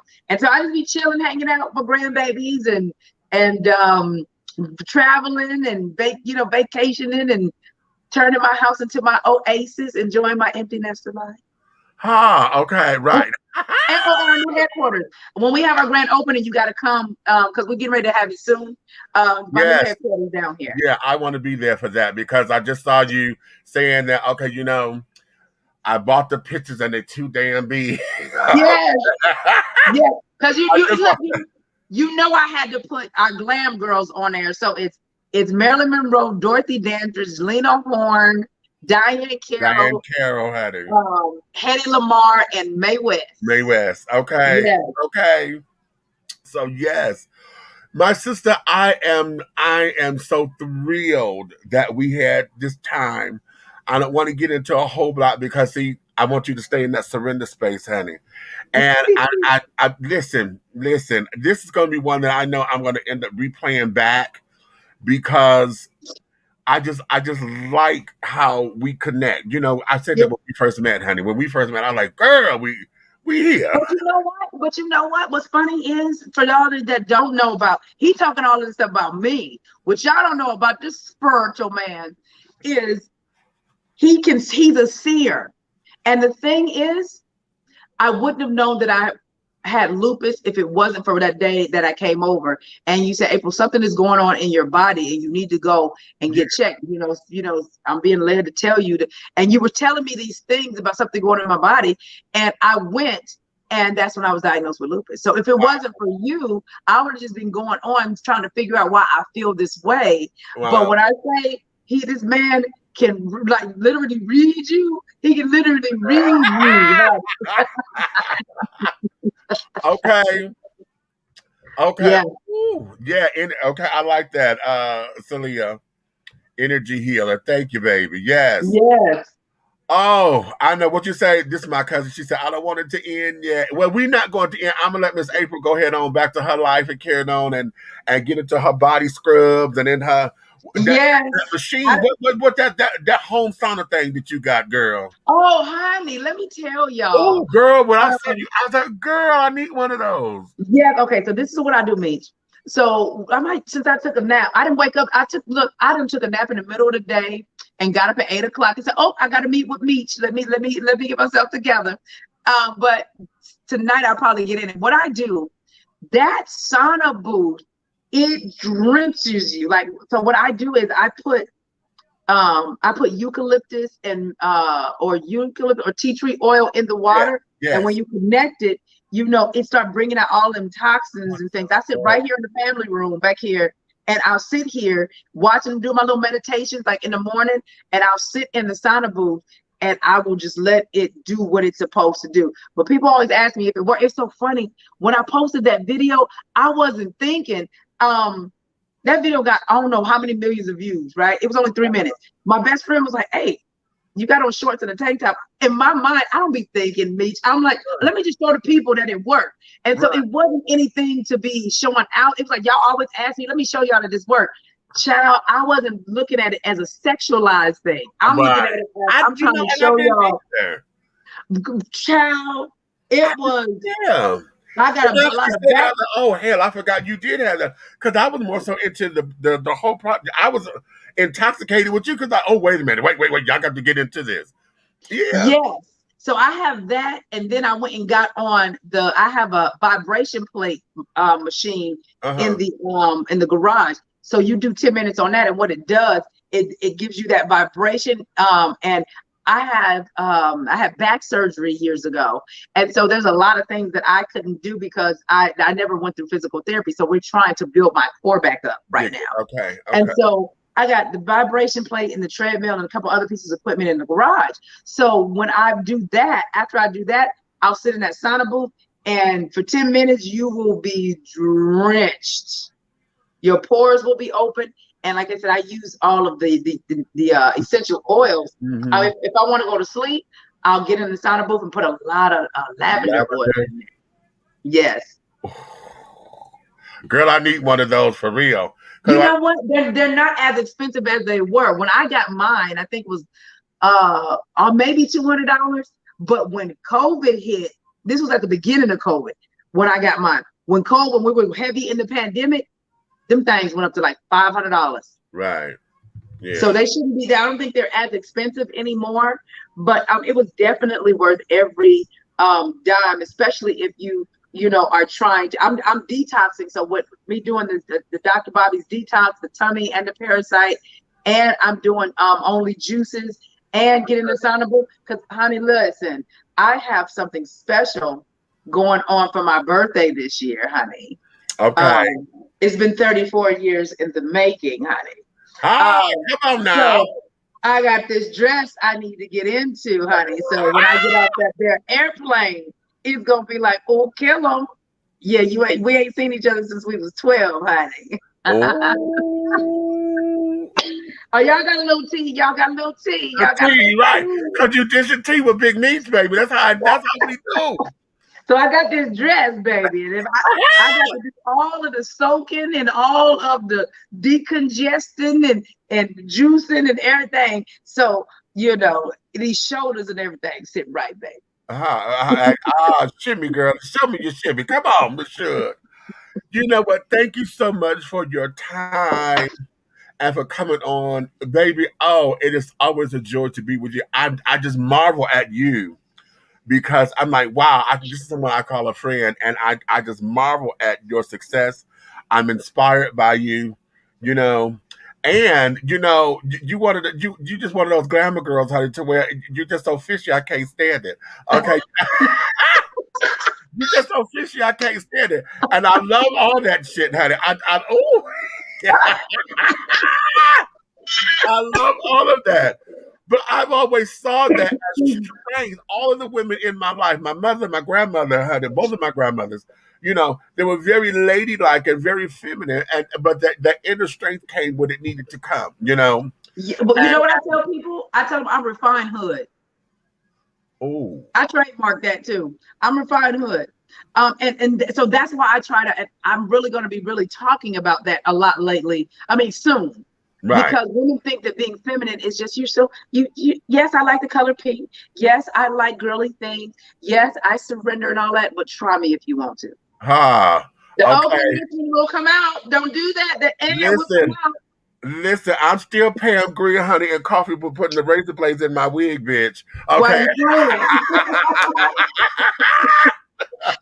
Why are you playing? Because look, I tell people I have an ethnic middle name. So my ethnic middle name will come out if you mess with somebody I love or you try to harm me. It's a wrap. You know, all of that other stuff, it goes out the window, but it doesn't mean it's not who I am. It just means I've tapped into the other side. So, you know, you hear so many people teaching femininity, like, no, feminine woman doesn't raise her voice. When she needs to, she will. She, you know, when she's in the masculine of protecting her young, protecting her family, she will tap that ass if she needs to. But the thing is, too many women, their default is that. There, right? They want to exist in that. Yes. I don't exist there, but she is there, baby. Real, and don't mess with anything she love or try to harm me because she. My middle name is Ebony. Ebony will come out real quick. Okay. Oakland will come out. Don't try me. Now, Oakland? Come on, Oakland. Okay, yeah. Come on, Oakland. Because, listen, I live here in Georgia, honey, but I'm Detroit all day. Okay? East Side Detroit on top of it. Don't fuck with it, okay? That's what I be trying to tell them. Okay. Baby, let me let you go. And to everybody who was who came in and carried on, to all of your subscribers and things who were following you, we thank you for coming in. Addition some tea with Big Meat. I just love and adore you, honey. We will see each other real soon. Yeah. I promise. Okay. All right. Love you, Meat. You know I'll be over there soon. I know, girl. We'll talk. Yeah. All right. Bye, y'all. Have a good night. Good night. Ladies and gentlemen, that there is my sister, honey. That's Miss April Mason. Baby, Miss April Mason. Did y'all have a good time with that? Okay, we still here. I'm gonna take a commercial break at the moment. And have to regroup. Now, if you guys, today is I Said What I Said Sundays. So if you guys want to talk, honey, I'm gonna send in the link.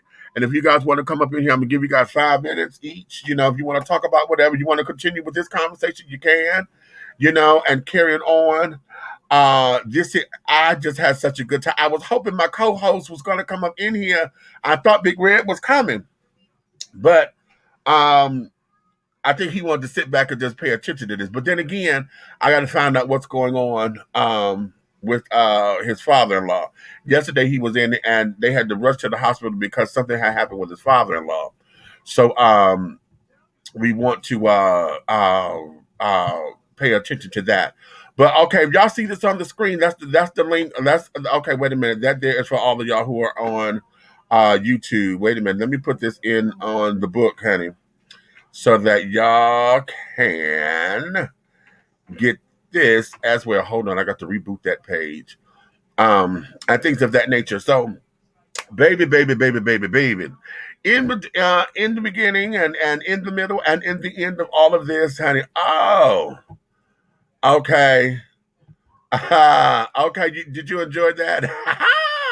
Okay, enjoy. Thank you so much. I'm definitely replaying this. Thank you. Yes, Princess, you have to, because she dropped some jewels up in here. She dropped some strong jewels up in here, and I really want you guys to really pay attention to this. Share this with as many people as you feel is comfortable, that you're comfortable with and carrying on, so that we can get this message out and to continue the conversations in other ways. Because sugars, listen, I want y'all to understand something.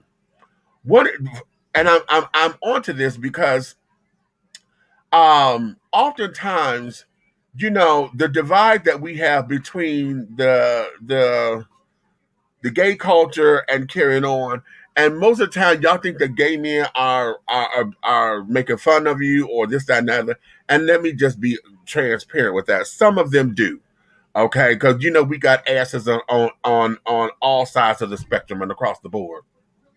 However, most of the time, as I was sharing with April, particularly a lot of feminine gay men, most of us are there to emulate the strength that we know in women. The femininity is that's your superpower. We've always seen that as the superpower. Y'all heard me say just a few moments ago, oftentimes, we had gravitated to a lot of the female characters, Wonder Woman and Batgirl and Storm and the Bionic Woman and carrying on. We've always, hell, Foxy Brown and Sheba Baby, the Pam Grimm movies, honey. That there was everything. Cleopatra Jones. Okay. We gravitated to those because they show all of their strength, and yet they were still lovely and feminine and knew how to care for their man and this, that, and the other. They didn't take no shit, but they, and they still allowed their men to sit down there and to represent them well, because it was always a joy. It was always a joy. I remember back in the day, it used to be a woman had pride and wanted to be the mother of someone's children. Okay, back in my grandmother's day and carrying on, if you go watch some old movies and things of that nature, particularly older Black movies, okay, it was an honor for a woman to say, I want to have your children. Because they saw honor, they saw all of this in the man. They saw him for who he is. You know what I'm saying? They wanted him to have a line to carry on because of who he was and his strength, his demeanor, his decor, his beliefs and his philosophies about life and carrying on. It was an honor. Now we have turned that and got it so upside down to it. It's crazy. It's crazy now to where we've reduced parenthood to baby mamas and baby daddies. You know what I'm saying? We've reduced it to that. And now we go around wearing it as a badge of honor, and we've lost the superpower. And it's kind of like we have given ourselves our own kryptonite. You know what I mean? And that there, if we just remove it, from ourselves, why? If you understand the comic books, Superman, honey, could not see through lead. That was his flaw. He could do everything else. He could not see through lead, right? So that was his Achilles heel. So if the kryptonite is in the lead box and you know the lead box is there, why would you keep the lead box by there? Why would you taunt yourself to know that your weakness is inside the box? But we do that all the time. We do that all the time with ourselves. That feminine energy, to all of my straight men out there, most of the time, and I know you've heard this from your female friends or whatever, that it's sexy when a man could cook dinner. It's sexy when a man could sit down and let his woman sleep on the weekends and he could come in to clean up the house and carry it on. Women find that to be sexy because it's like, okay, you thought enough about me to do this. You know what I'm saying? And it was the ebb and flow of it all. It wasn't that you did it because you knew you were gonna get your little piece later. Now sometimes that could be the motivation. Okay, let's talk turkey. But at the same time, we sit down and we did it because it was the ebb and the flow. It was like, okay, if you take care of me like this, let me be reciprocal and do this. You know what I'm saying? We do it on Mother's Day.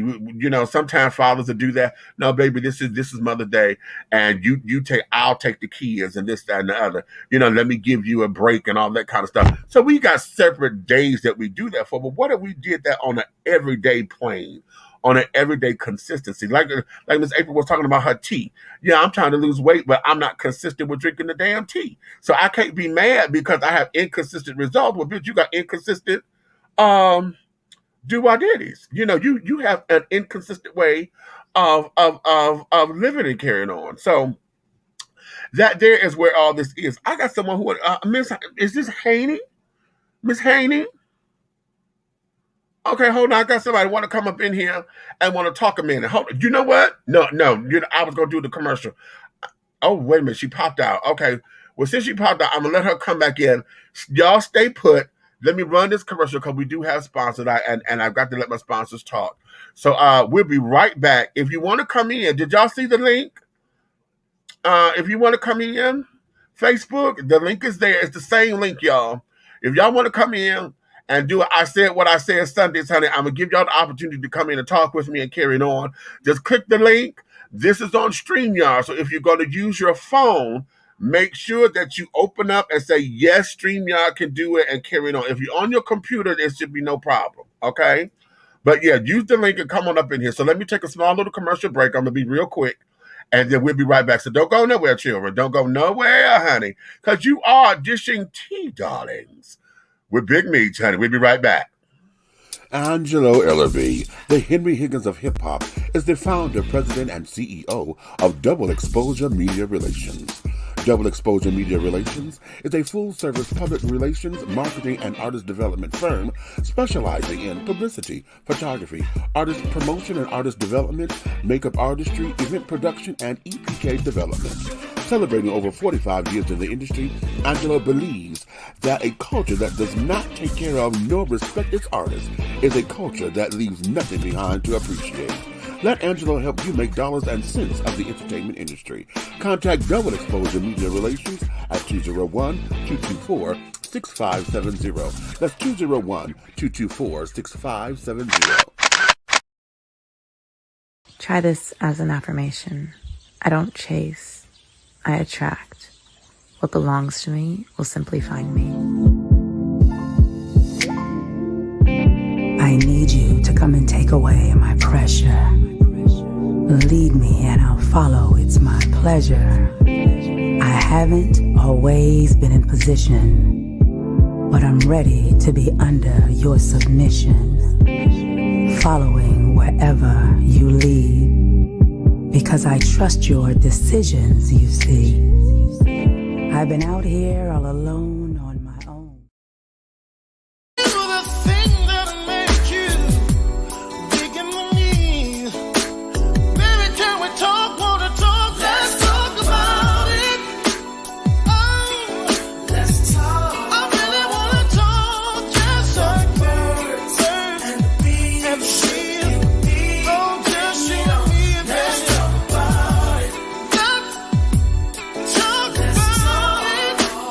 Just you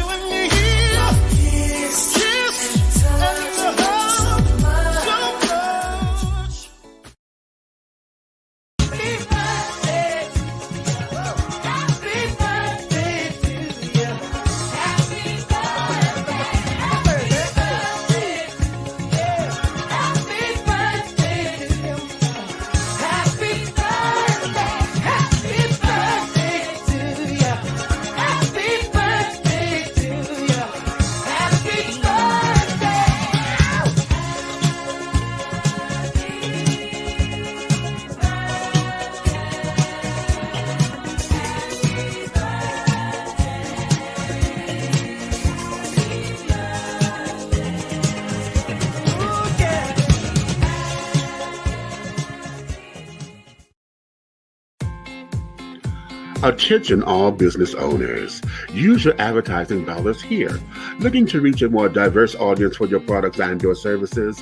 Well, this is the platform for you. Dishing Tea Entertainment welcomes all businesses who wish to expand their brands and looking for clientele that's more than grown and sexy, but also the seasoned and sophisticated.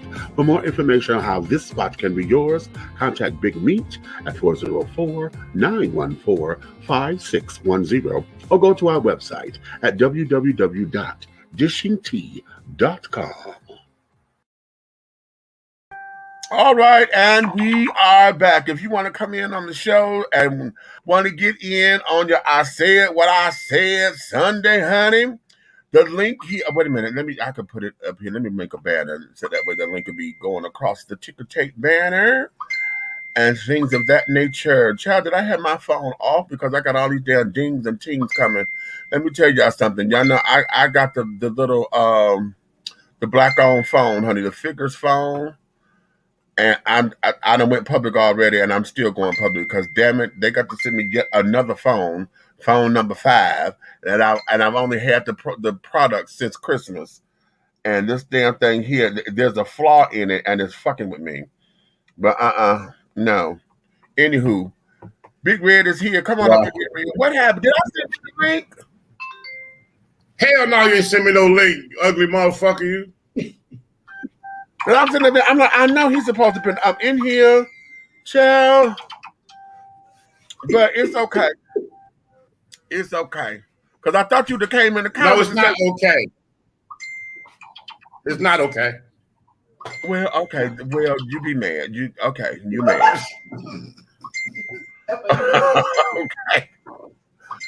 But anywho, this was a wonderful part 1 of the show and carrying on, honey. If you miss Miss April, honey, I'm telling you, make sure you go watch the rebroadcast and things of that nature. But right now, this is I Said What I Said. So what you got for me?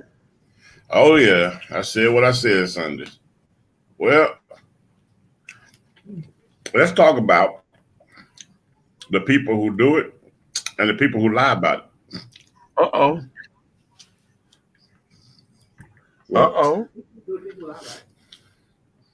Yeah, fellatio. Yeah, what's up? Did you go there? And I should have known the way you grabbed that goddamn spoon, you was going to come out of a bag. Yo, monkey head.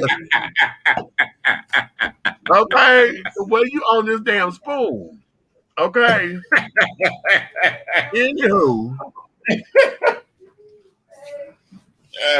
I'm just saying, they got locker room talk every motherfucking way, and the niggas always talking about what they don't do, what they do, this, not, blah. Nigga, shut up. Well, when that door closed, that light get off, nigga. That wasn't no sandwich you bought in the room. Okay. Oh, well, thank you, Celia. Celia Savage. Okay. Celia Savage. Okay, Savage. Okay, right. Listen. Let me do this. And I'm gonna tie this into what April was saying earlier. Because when we talk about the feminine energy, and understanding exactly what it is, because men don't like to tap into their feminine energy, and then also they don't like to acknowledge it. Not just not like to tap into it, but they don't like to acknowledge that they tap into it whenever they do. Okay. When you laugh with the homeboys, with the homeboys, you know, when you laugh with the homeboys, and everybody like, yo, and one of them go,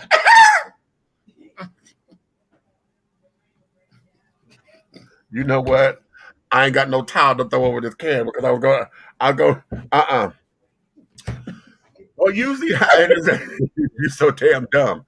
But what usually happens is that oftentimes, like we were saying, feminine energy is very creative. So when we talk about, let's get primal to have locker room talk, because the sex is very creative. Sex is a creative energy, and it is it's a spiritual energy as well. It's an exchange of energies.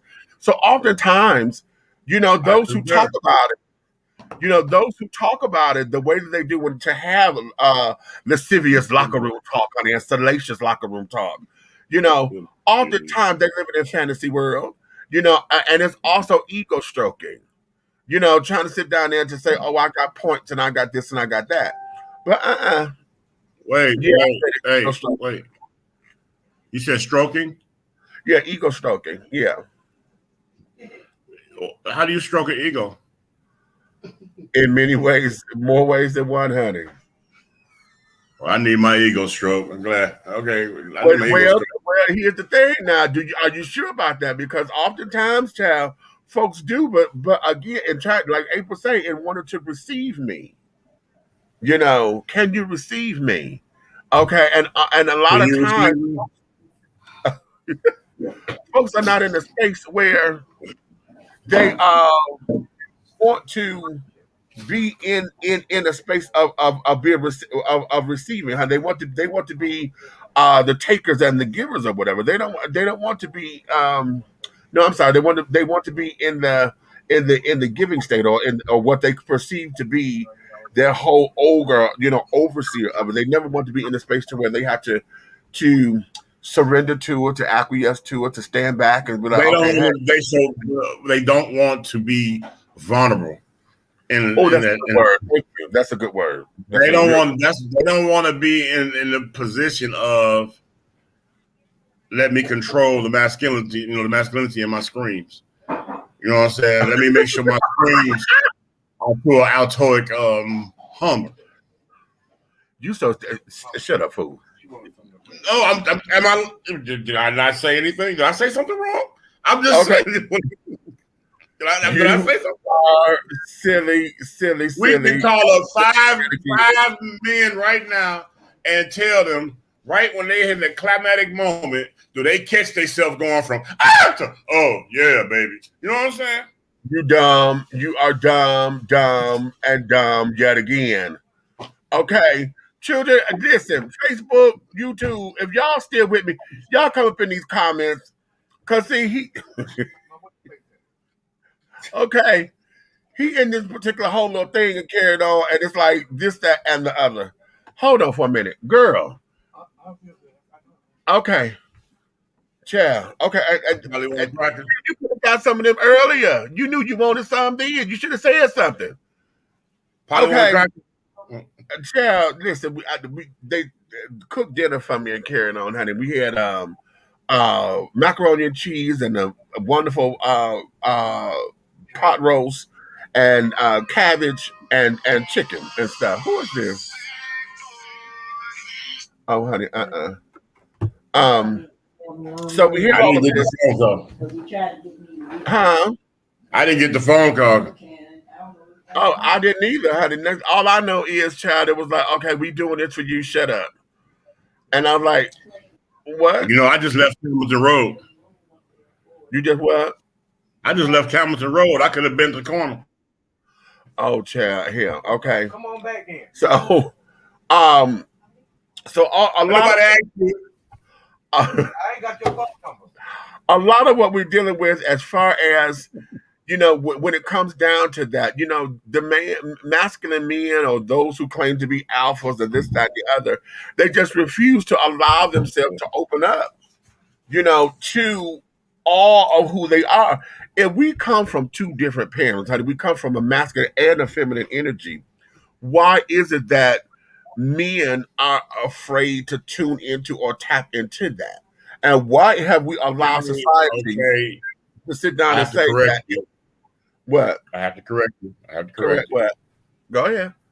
You see, you're trying to make it where it's the doggone, you know what I'm saying, the gametes of two different doggone extensions, you know what I'm saying, like male and female.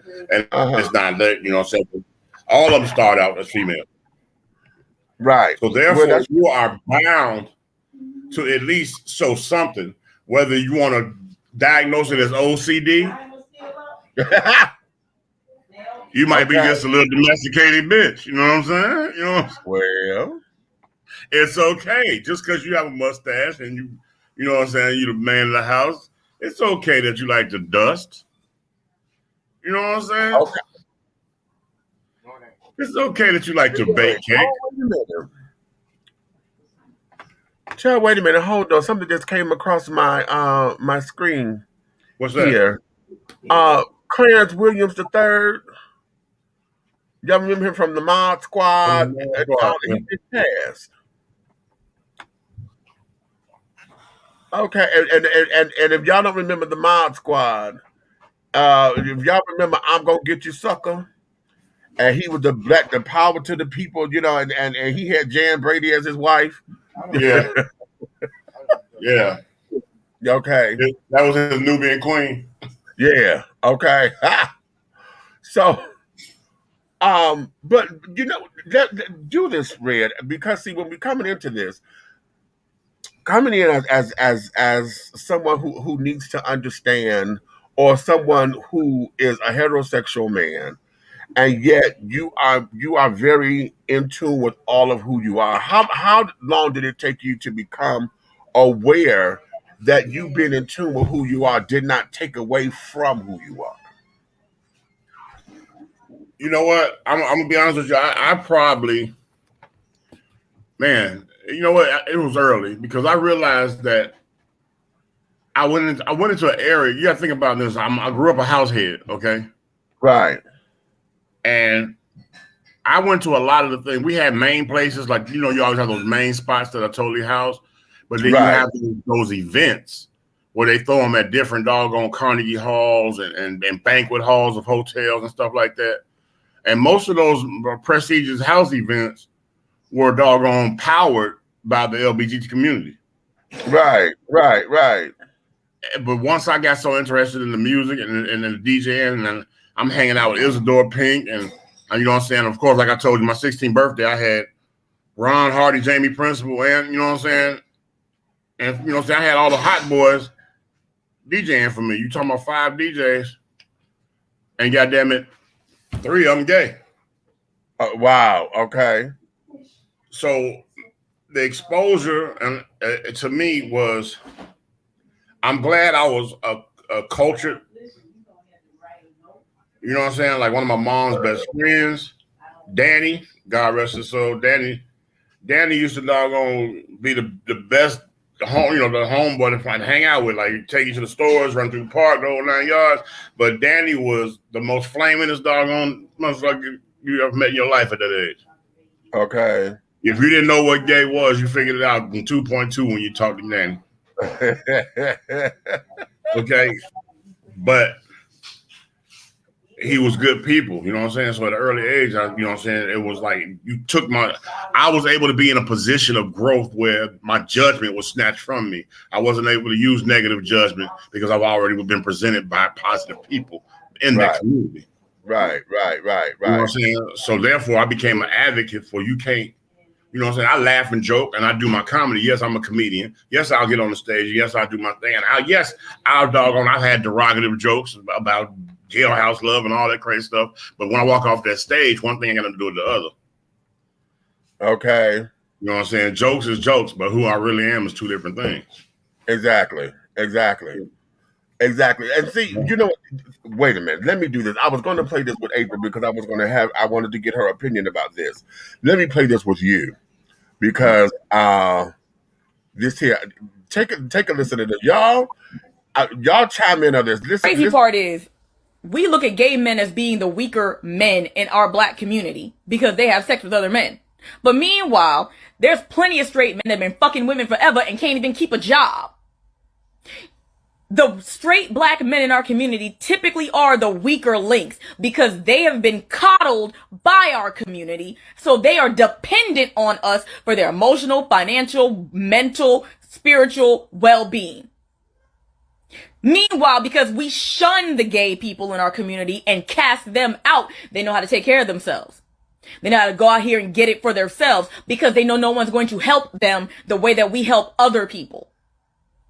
And it's bullshit. Similar to how we treat black girls as opposed to black boys. Because black girls are taught to be independent while black boys are taught to find someone that can take care of their ass. The way they mamas used to. Telling y'all, we got a problem.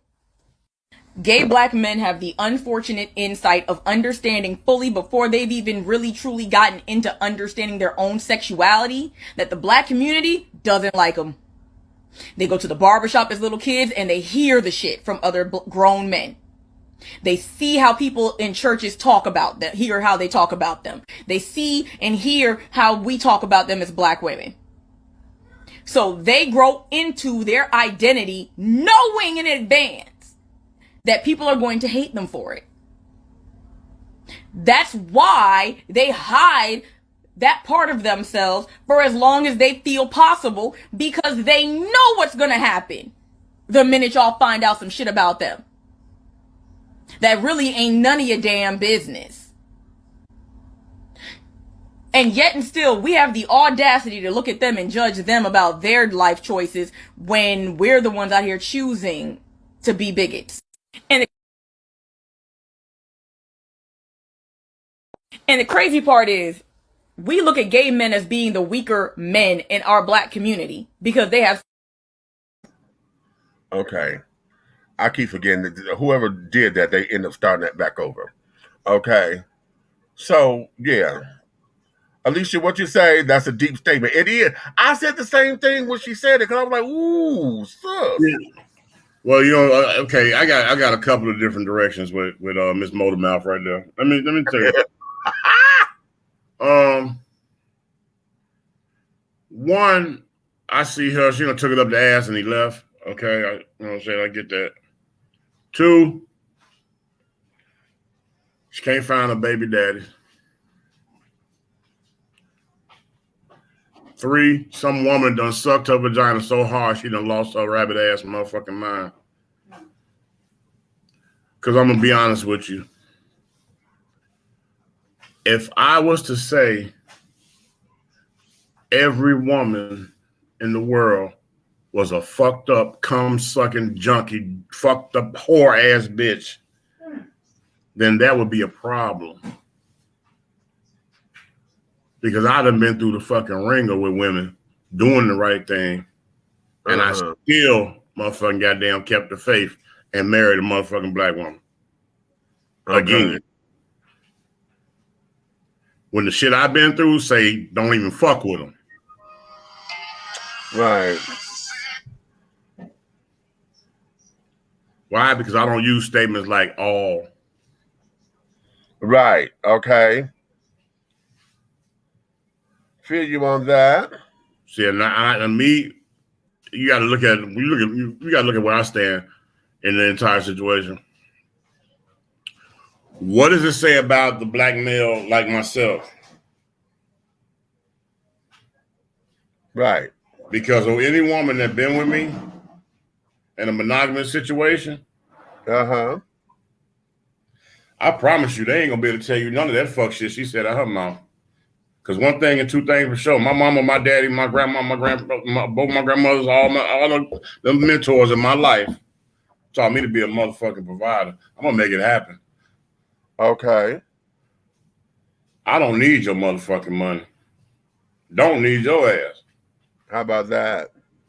How about that? Let me go here because see, I should have played this with April because see with the amount of aggression that she had in those particular statements.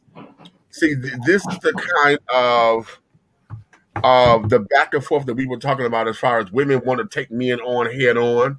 And, in her mind, I'm sure she would consider damn, I meant to have her go into that.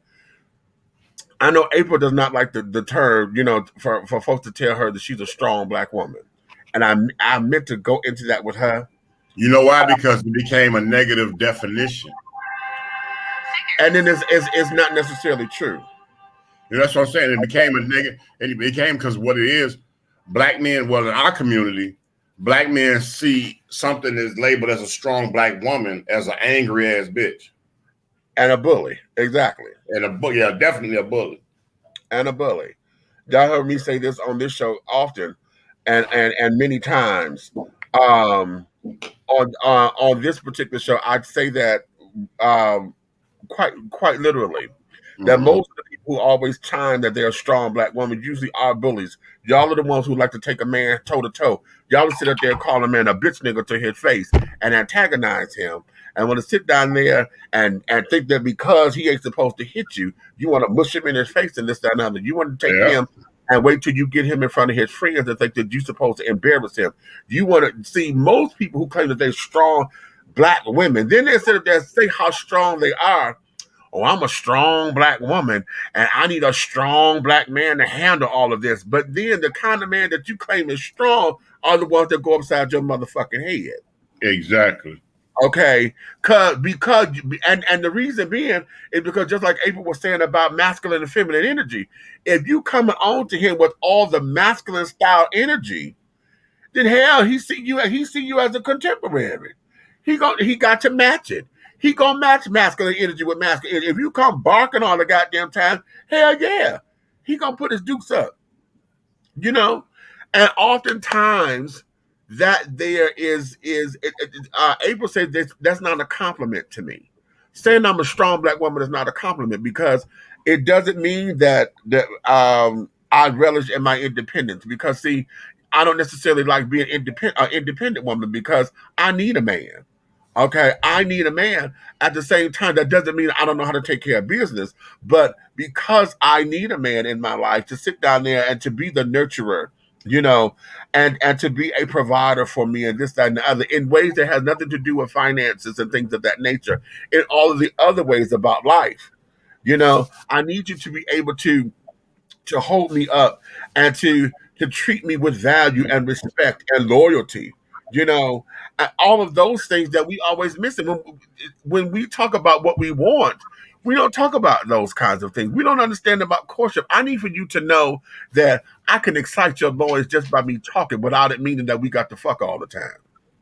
You know, I need to know that just to be in my presence.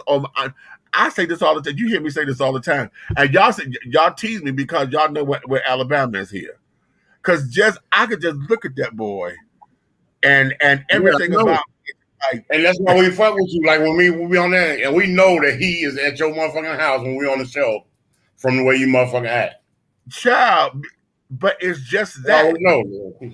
You know, and it doesn't have. It's not a sexual thing. It's just that wow, you know, and it wants me, you know, because it you know, just being in his presence and his countenance, it makes me want to say, hey, let me do this for you and let me do that for you. Because that's, you know, this, that, and the other. You know, and you know, I know what he gets from me because I can feel it. You know, he don't even have to say it because I know when we lay down and I just hold him in my arms, I know he feels secure because it's how he nuzzles up to me. You know, when he and you know it because it's that, oh my God, I'm safe. You know, see, that's that old school shit that come between the couple. You know what I'm saying? Yeah. It don't even, man, woman, man, woman, man. It don't even fucking matter. That's that goddamn. That's that motherfucking that actual period of motherfucking intimacy that people share. It's a spiritual thing, right? It's a connection. You know what I'm saying? So everybody don't get that, and a lot of people have washed that away with the fuck shit they got going on today in society. You know what I'm saying? Everybody think it's cute to be fucking angry, and it ain't. Right. Okay. Thank you, Alicia. What you say? He feels at home, and he said that to me because I told him. I said, "Wow," and he asked me. He said, "What?" He said, "What's around?" I said, "Nothing. I just know that you feel comfortable here." And right. he said, hey, Daddy. He said, I just know when I'm here, I'm safe, and I have no worries. And when he said that to me, I was like, wow, you know, I hadn't had that in a little piece of a minute in that particular capacity. You know what I'm saying? And now those who I call my kids, you know, I know that because that's a parent type relationship. You know what I'm saying? Right. So, and those who I've taken up under my wing, because y'all know I don't have any biological children, but I have my own kids, and those who I have taken up under my wing. So, yes, that's a little different. But in a romantic sense, it was like, wow, you know, wow. And to be quite honest, I'm comfortable there. I could sit there, we could watch TV all damn day, and I could just, be wrapped up in him or have it because I like when he put his thighs on me, honey. So he put his big old thighs across my legs or whatever, and I'm good to go. And it doesn't have to be a sexual thing. And that's why I was at when April and I were talking about the difference between understanding intimacy, because a lot of folks want to believe that intimacy means sex, and it doesn't. It's being able to establish that closeness to where it's basically intimacy usually is nonverbal communication. Ah, woo, wait a minute, that's grand. Nonverbal communication. Okay, because I know what you're saying without saying the word, baby. Okay, I know what you're saying without you having to say a word. Okay, and we lose that. I wrote a poem. I call it the art of communication. We've lost the art of communication. Okay, and oftentimes because we're so computer savvy, and because everything now is social media and clicks and likes and carrying on and 160 characters, we've gotten to a point to where we don't know how to communicate effectively. We don't know what it. We got all the damn keyboard computer courage, and you can fly off the handle here. But when we get face to face to somewhere, you still don't know how to talk, or got so reveled and mind boggled into being behind a computer screen, you forgot you were somebody's face, and you say that old stupid ass shit, you get knocked in the mouth. Okay, if you come off wrong. Okay, new mouth. And so that there is what a lot of all this is. So nonverbal communication, context clues. Do y'all remember that from English? Okay, being able to read between the lines and carrying on, because they say action speaks louder than words. Okay, and all of y'all who are watching this, you know the difference between action and words. Why? Because when somebody says something, but you can feel and you can see what they're doing, because what they're doing, it gives you a certain feeling. Because like that ain't matching up. I know you say you love me, honey, but how did you love me? But you know what? The art of communication exceeds and really is extended out past. It don't even have to be signals of intimacy. It could be like for instance, two friends, and we in a club scene, like you and I in a club scene. Right. We goddamn catch tea on shit at the same time. We don't say shit. We know what the fuck we saw. Right. Right. You know what I'm saying? Yeah. Right. And what's funny is that we'll catch something, and both of us will look at each other at the same time. But like, nigga, did you just get? Yeah. Right. You know what I'm saying? So that's so funny when we do that. Too. I'm like, did you? Yeah, you're right. So we catch that, you know what I'm saying? But that's a communication thing, you know what I'm saying, that we doggone kind of just people speak with articulation and concern and where they surround us. So your vision doggone begets your spirit. So your vision in a room is articulate. You're going to see what everybody else don't see. How about that? Okay. How about that? And oftentimes we get lost in it too, because if we don't when we pay attention, what happens is, and this is what when it comes to relationships, and this is across the board with any kind, business, romantic, platonic, whatever. When you see it, but yet you ignore it because you don't like the outcome, or you don't like what you see. Mm-hmm. You know what I'm saying? So oftentimes you would hear something spiritually. Somebody would say something, and what did you just say? Because you heard what they said. Yeah. You heard it. And it's enough to give you at least a yellow flag to be like, ooh, let me tread lightly. Yeah. Because then that's when you step back and have to survey the room again. But like, wait a minute, you just said something. And okay. No, that's not what I meant. No, what you said. Okay, okay, I got you. And you have to step back and be like, "Oh, okay, hold up. Okay, what did you say, Leisha? Wait a minute, I like that. What'd you say?" It's an addiction that we have with people, places, and things. Come on now. That part. Right. Okay. Oh, okay. Wait a minute. You know what? I believe we all do. Y'all may have past life connections. I believe we all do because spirit never dies. Spirit recycles. Okay. Spirit recycles. And I like saying, I'm going to put it that way. And I give you the best example because I believe the best example that we can use would be that of Star Trek Deep Space Nine. Did y'all ever watch that? Yeah. And the reason why I like using television references for those of you who are new to the channel. I like using television references because it'll give you something tangible to connect. When you watch Deep Space Nine, there was a character on there named Dax. Okay. And Dax, whenever it was time for Dax to move on, he changes hosts, right? And Dax can be either male or female.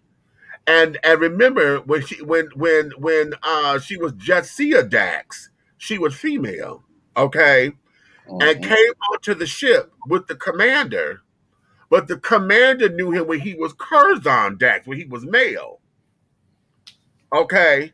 So what happened? The symbiont host ended up having to remind him, "No, I'm still Dax. I haven't been female in a long time." Okay, and this, that, and the other. So now the symbiote is the same. It's the host that just changes. So Right. that there is why I say spirit recycles. So I believe we all had connections spiritually, but because now we are in another expression of life. You know, this is how all this connects and carrying on. So yes, Alicia, I totally believe that. Okay, I totally believe that. You know. So, in saying all of that, you know, and how we connect and this, that, and the other, oftentimes we'll get caught up and not liking the outcome because spirit will give us everything that we need. You know, energy. You know, and you know you have to how what you feel and what you don't feel. You know that. You know when you're sick and when you ain't. That's how come when you go to the doctor trying to tell you ain't nothing wrong. Use a damn lie. Something up in here wrong because shit, it may not show up on this test, but something wrong. Because I'm not feeling the same way. Okay. Now that's for those of y'all who are legitimate. I'm not talking about y'all who trying to scam to get the damn pain pills. Now that's a whole separate issue. Okay. That's a whole separate issue. Okay. Why are you talking about like that, Mish? Okay, because I listen. Those of y'all who put on stunts and shows to do dastardly deeds, honey, I'm not talking about y'all. Okay. Oh my God, I'm in so much pain. The inside of my nostrils hurt. Right. So, so when we have those kinds of things, that when we don't pay attention because we don't like the outcome of things, honey, then we don't like what we see, we don't like what we heard, and we don't give ourselves the opportunity to step back and to glean the room and to ascertain what's going on around you and carrying on. You know how Whoopi Goldberg said it better, Molly, you in danger, girl. Y'all know y'all been someplace, like, let me get the hell up out of here because something ain't right. Okay, just the energy. You know when you get around certain people, you meet somebody for the first time, you're like, I don't know what it is about them. Okay, but something ain't right. And it could be that moment. They could have done something in that moment. You know, how many times have y'all met folks that you didn't like them right away, but they're out over time when you got to learn them and know them? You're like, okay, no, you cool, but your disposition is off. And then when you get to know them, you find out why that disposition was off because they into some shit you ain't into or whatever. You know what I'm saying? And it's like, oh, shit. Okay. Oh, well, hell, you like to get high like that. Oh, okay, yeah, I can't fuck with that. Yeah, not that, and it's not to make a judgment call. It's just that this is my wall of protection around me. Because I'm gonna tell you. Let me keep it funky. Okay. I'm gonna tell you something. I do a lot of things, but I don't do a whole lot of things. You understand me? So, one thing about me, I'm gonna tell you. I have my times where I may dibble and dabble and indulge, but I can go goddamn the rest of my life without fucking with it at all. So I'm not, there's no addiction. Right. But when it comes to that other shit, the people out here doggone putting shit up their nose and putting it in their arm and doggone putting it up under their tongue and all that, bruh, y'all can miss me with that bullshit. I have never, and I'm not going to. Right. You know what I'm saying? And I don't, one thing about me, I can't say I don't have friends that do, but when they do, the minute they do, they know not, right. Hello. They know not to offer it to me. Right. Right. And they also know that most of the time that's my cue. I walk out. Right. Right. Because I'm gonna let you do you, boo. Ain't no need to be huffing and puffing about why you ain't. I ain't got to go through all that. No, you know, I ain't got to go through all that, honey. No. Because see, that there is who you and then to be fair, let me flip and put it back on me. Because it's like straight folks, honey. Y'all know when I say, okay, a bitch girl got hot and bothered. Okay, most straight men can't handle that. Now I can sit down and listen to y'all talk about pussy all damn day. I can't get 30 seconds to revel in mine, but that's okay. That's just the way of life. You don't bother me. No, I don't bother you. You can't move me. And none of your friends and all the rest of the motherfucking Rainbow Bright motherfuckers. You can't move me. I said Rainbow Bright. You talking about me, I'm going to beat your ass with Rainbow Bright. Okay. Rainbow damn Bright. I will not be moved. I can't be. I'm not going to do that. You better come on, Kitty Bobian. I shall not be moved. Yes. Okay. You better come on, Kitty Bobian. My only point of standing like that is the fact that thou shalt not cast judgment. I am not judging. It's not my job or my place to judge you for who you are, how you walk in the light of the Lord or the life of this world. That is your business. Well, I shall not be moved. Okay, wait a minute. Alicia said this earlier, and I'm just getting to. That's not a strong woman. Those women are broken. Men like a woman with masculinity, but feminine ways or of touch, out of touch. Things, but men feminine ways are out of touch. I think is what you're trying to say. Things have to be in balance and in understanding of who we are as a person. Okay, right. Yes. Okay, Here, everybody listening. I want everybody that's watching, and I want Meech to listen. Here is the question of the subject of the day. Oh, is a man more turned on by a woman who can cook a Sunday dinner, or a woman who can change a tire? A woman can change a tire. Oh, do you know what? Wait a minute, because see now you're going into what we were talking about being a basic bitch. Hold on. Let me tell you something, because you know how Alicia say both. Okay, say both, right? Both, because how about that? Because that's what Alicia. That's what I was talking about as far as understanding your superpower. See, Wonder Woman sat down there and she was cute as Diana Prince, okay? And this, that, and the other, and old Steve, blah, blah, blah, blah, blah. But bitch, with my bitch with you go world, I had to kick ass, okay? She would spin, block her bullets and things, and do what she needed to do.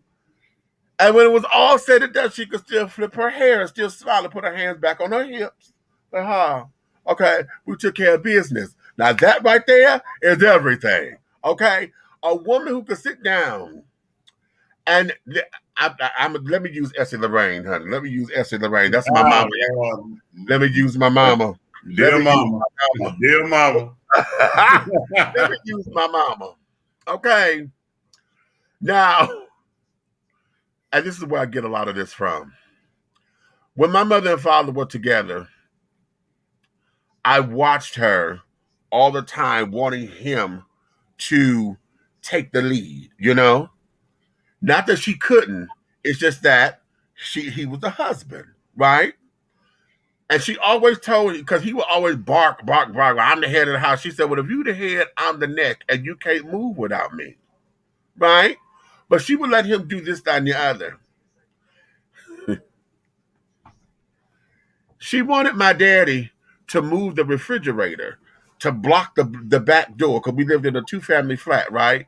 And we had our house broke into. We knew who it was, but okay, that's another story. So she wanted my daddy to move the refrigerator so that it could block the door. Mm-hmm. She said, Larry, come on now. Come on and move the refrigerator, you know?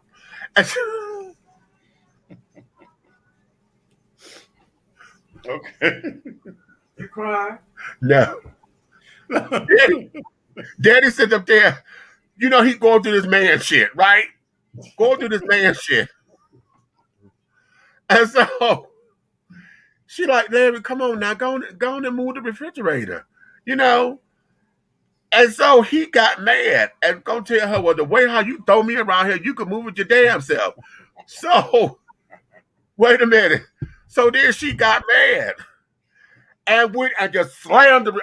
And when I tell you, it scared me because I know she used 2 hands, but the way how she did it, I thought she only used 1.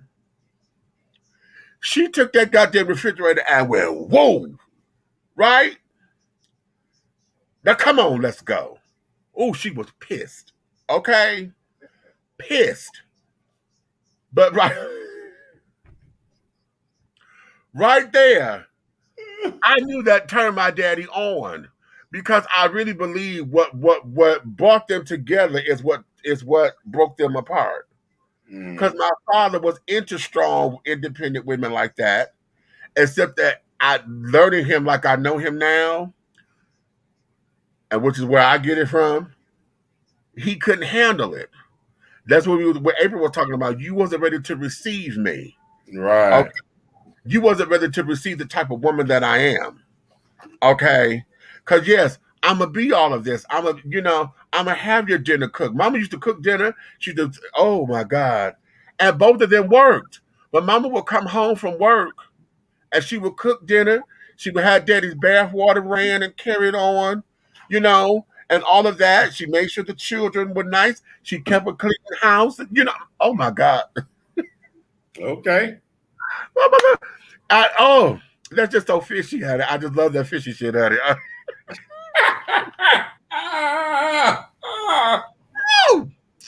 That's just so puss, and I love all that shit, right? Oh, shit. I just love you so goddamn dumb, bro. You so goddamn okay. Go ahead.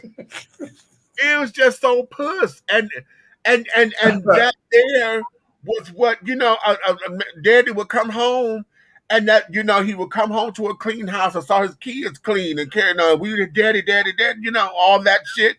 Dinner was cooked. Got a beautiful wife, my mother's 6 feet tall, so long statuous woman and things. That there was the essence of what we called black love at the time. You know what I'm saying? And then for my mother to do all that and could still sit down there and whoop your ass in the card game and shit. And then, like I said, I know Miss Lorraine, honey. That look, okay, look. My mother became my Wonder Woman. Okay, because Daddy was my Superman. And when Wonder Woman took Superman down, that was it. I told y'all that story before. That was it. What? You know what you just did? You just filled in the gap of questions of people I've been known, personally. Uh-huh. And I would look at the guy, right? And I would look at the girl in the relationship, the people that I know, right? Right. And I used to be like, why he with her? Like, it's like all these little young bass, little stripper snappers is trying to get at him, but he want to stay here and get yelled at. Uh-huh. You know what I'm saying? He want to get yelled at and told he better get plugged up and go do this, that, and this, that, and get your ass out here and all that. And I'm like, so I used to say, there's 2 or 3 relationships that I know of that I'm friend of the family. Right. And I used to always say, them same 3 dudes I'm talking about, I'm like, damn, I'd have been there. You know what I'm saying? Right. But now that you said it, and I think about it, they complimented each other. Yes. And he liked that shit. And he liked it. Oh, damn, I wish I had thought about this with April. Because here, we have a lot of men that we call henpicked or pussy whooped, okay? and this, that, and the other. You know, why she got to run the house and this, that, and the other. And most of the time, it's not that she's running the house. It's just it's how they complement and how they balance each other. And a lot of times, foreplay. For some couples, that's foreplay. Exactly. Oh God, yes, yes. Hello. My last girlfriend, my very last girlfriend. Okay. Well, this was before or after Dr. King? Okay,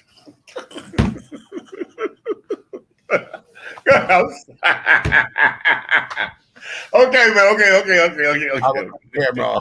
Okay.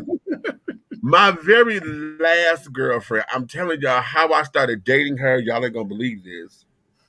And I've said this before for those of y'all who say he finna say it again. When I met her, I thought she was her sister's mother. Okay. Okay, because she had a younger sister and they were doing the paper route together. We used to get the paper delivered and it was time to collect it, so they would come by the house and this, that, and other.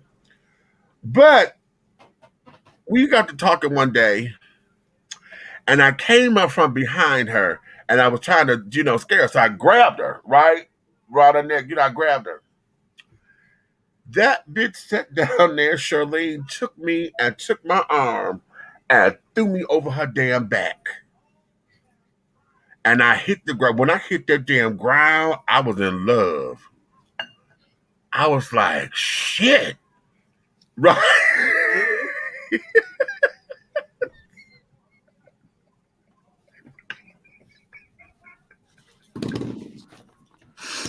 Baby. I hit that motherfucking ground. I was like, damn. Right. So that was how I started talking with her. And here's the thing why. And because I analyzed this a long time ago. And part of the reason why was because I knew how tumultuous my parents were, right? And I thought that I was going to be like him as far as hitting my girl or whatever, because that's what I was taught men were supposed to do. But because she was strong like my mama and was able to take me down like that, I was like, oh, nigga. So this could be cool, right? I'm telling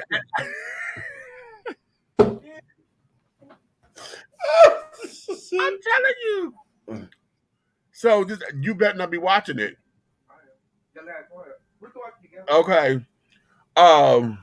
So that's what it was. And then as I got to know her and carry on, I really did have a love thing for her. Now, mind you, we were 14.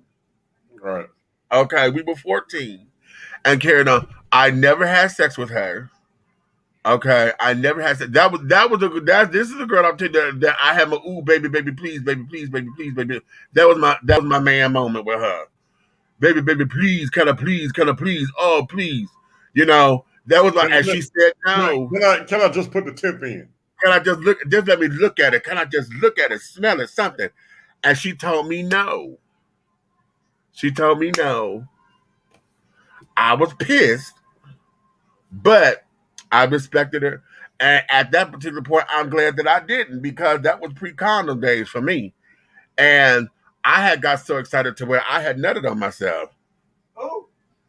When I went upstairs, I was leaking and everything. I was like, oh shit. Well, 6 months later, she ended up pregnant with the guy by the guy who she was dating before me. They were still fucking. She was ovulating. Right when right. So that day was back in 1984. Okay. Currently, honey, had that been her first child, could have easily been mine, and I'd be the father of a 32-year-old or something, right? Yeah, almost 40-year-old. See, right, and so that's what that was. Okay, but all of that to say that we don't know how to balance all that out and carry it on. We don't know how, at least our straight counterparts are not able to handle accepting their little feminine roles and carrying on. The whole idea. But don't you find it?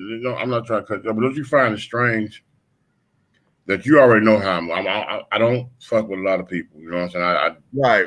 deal with who I deal with on the basis of what, the subject of what we deal. You know what I'm saying? Right. Right. But the ones that's all I call my circle, there's very few. But it's weird though that the ones that I have doggone put in those positions in my life, or have allowed to be in those positions, I can't say put because all Right. things go through him. But they all like-minded people. Right. And but all people are like the like-minded people. You got to think about it. I know who's strong and who's not, and in the masculine-minded people in my life, because the ones I call weak are the ones that would make statements to me. Why you hang on that big motherfucker? Those are weak men to me. Mm-hmm. Those are weak men to me, because me being a collegiate thinker and a psychological philosopher when it comes to certain situations, I immediately start to doggone analyze you, trying to diagnose your situation to see if you got something going on, like it's a dog chain in the closet and you scared. You know what I'm saying? Like, what's going on with you? Well, why are you so passionate about that? Right. You know what I'm saying? So, but again, that's neither here nor there. But my point is, I just feel like it's the weaker man that has a disruption or displacement when it comes to doggone your choice of intimacy in your life as a person. So again, I just find it strange. I just would sit here and realize for you to be around, the situation we went to yesterday, that he doggone, he called me today, man. And had I put you in, put you in that phone call today, you'd have been mopping up the floors. Wow. He didn't care nothing about his birthday. He didn't care about nothing about no other people that showed up to that thing. He made it clear to me today that when we walked in there, yeah, he ain't never doggone been where he was at that moment. Wow. He made that real clear. And you could tell he was in tears telling me. Wow. Like, he said, y'all, he said, I really love y'all, I mess with y'all. He said, and the crazy thing about it is, I didn't tell him that y'all was coming with me. I wanted to surprise him. Right. He didn't know that trouble was trouble. I made sure that the surprises was Trouble, Meech, and Nikki. Those were my surprises. Okay. And he made a statement that the fact that I felt comfortable enough to know who to bring and come through that and to make him feel the way he felt, he said, that solidifies that blood don't make family. Right. And he doggone was just, he just went on and on. All he could say is, man. And I started thinking about it from what we was talking about tonight. It's like, that man gave you a whole nickname that if he say that to somebody else in the community, right? And let's say the alphabet children, like you say, right? Mm-hmm.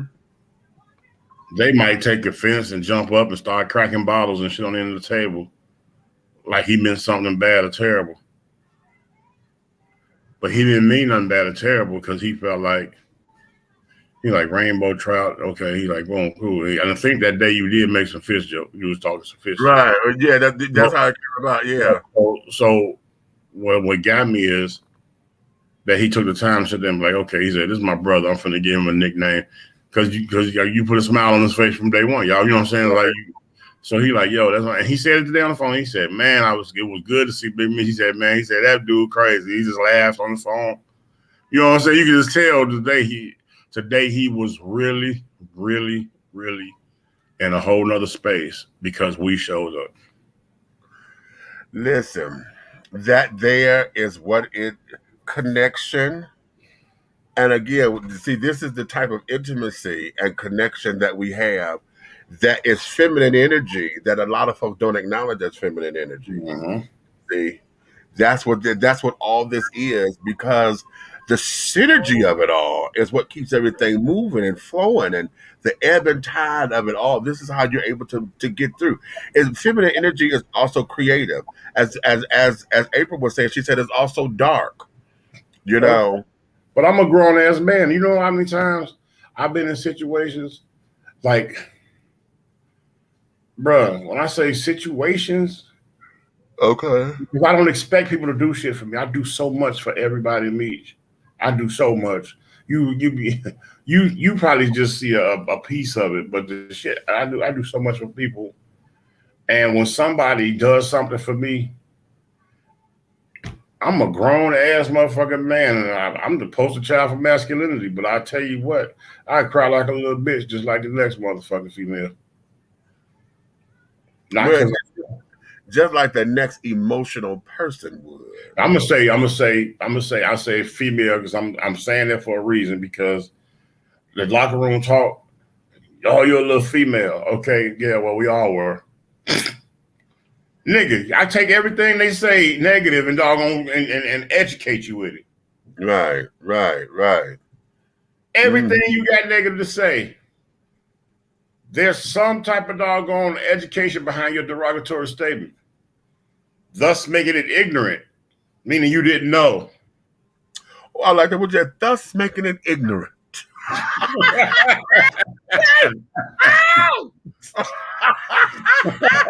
Wait, you ain't gonna work me for that. Thus making it I'm ignorant. just saying.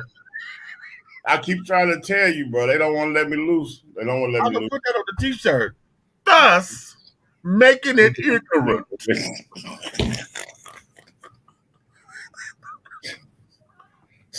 What your boy Jesse Jackson used to say when he don't want to answer a question at a press conference? They say, Jesse, what do you think about such? The question is mute, and he said, Right. Okay, the question is mute. Yeah. Oh. All right. Listen, what we're gonna do here? We're gonna let the good people go head on home. Okay. Y'all been rocking with us for a little piece of a minute. I thank you for your love and your support. Y'all know today, for those of y'all who watch polls, today is the final episode of the series. I have it on tape. I got to watch it tonight so that I can catch up with everybody who on Facebook and then carrying on and then this, that, and the other. So we can go through and put all the pieces together, because I know they figure to rock us. I got to get a towel because I know there's going to be some crying. And y'all know I'm a crybaby. So there's going to be a lot of crying and shit in the episode and things of that nature, and yada, yada, yada, yada, yada. "Oh, so you don't know? You don't know, huh?" Not yet. Don't say nothing. Ooh. Don't say nothing. I'm finna watch it. Don't say nothing. Did you see? You talked to Nikki? I haven't spoken with her. Okay. No, she hasn't reached out to me yet outside of her birthday, because I said what I played for her birthday. I was gonna wait for the show and just surprise her, but I couldn't sit on it, so I sent it to her. She's like, "You got me over here in the airport already crying shit. This is beautiful. Thank you." I said, "Thank you, baby. You know, happy birthday." So we haven't spoken since she landed. Okay.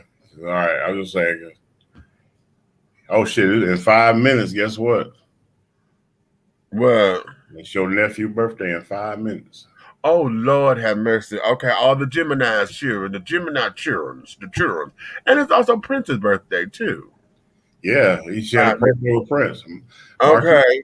Marquise Crazy was born on the day of doggone my favorite entertainer. Oh, well, thank you, babe. This is one of the greatest shows. And thank you. I appreciate that, honey. Listen, for all of y'all who's still with us, take, share, like, subscribe. If you're on the tube, child, follow the page and carrying on, honey. If you're on Facebook and all that, share this with everybody, because the information that's up in here, honey. This one here is one of the gold ones. Okay, actually, this is one of the platinum ones. Put a platinum star by it, and let's get this information, because I want to continue this conversation. Again, for April Mason, honey, please, she has an app, All Things Feminine. You can go and download the app and learn about what it is for how to be an asset woman versus a basic bitch, child. Okay. How to be an asset woman versus being a basic bitch. Okay, basic. Stop leading with your accomplishments, honey. That's basic. That's Right. basic. When I want you to tell me who you are, I don't need to know what you do. Who Right. are you? Because the Yeah. job is who you are. Yeah. You walk up and you say, how you doing this evening? You're in a prestigious place, a little classy environment. You know, the ambiance is everything that it is to be. You know, how can we say? We're gonna say the ambiance is gonna be a French cognac. Okay. Oh, So yeah. So if I walk up and say, "How you doing?" That's a lovely ensemble you're wearing this evening. You know what I'm saying? My name is Big Red. You know what I'm saying? I'm one of the entertainers this evening, but I couldn't help but notice you. And I just wanted to come over and make sure everything was okay with you. Possibly have a conversation with you. Nothing more, nothing less. Oh, well, my name is Veronica Elbert III, PhD from Harvard, President and doctorate in blah, blah, blah, and OC. Right. I still don't know who you are. Exactly. And you know what? That's what gets me too. I know you spent all that money on that doctorate, but if we are in a setting, honey, that is completely, it's not a business setting, and we at the club or whatever, the first thing you say, "Oh, I'm Doctor So and So," bitch. No, I dated. You know what? I went out on a date with a doctor. Didn't even know he was a doctor until he said something that struck me. Okay, and this was just before I moved here to Atlanta, and I knew this was a distraction. Spiritually, it was a distraction. Okay, because that was a beautiful, beautiful date. Okay, we went out. What do we? Was it Applebee's or Outback? One of them type of restaurants, right? We went. We had a lovely dinner. I end up getting a dessert because my whole thing is I try to let him order first, you Mm, know, because my mother taught me this. You don't spend more than a man is going to spend on himself. Either you match it or you stay under it, right? hmm And so because I knew I wanted dessert, I had my own money.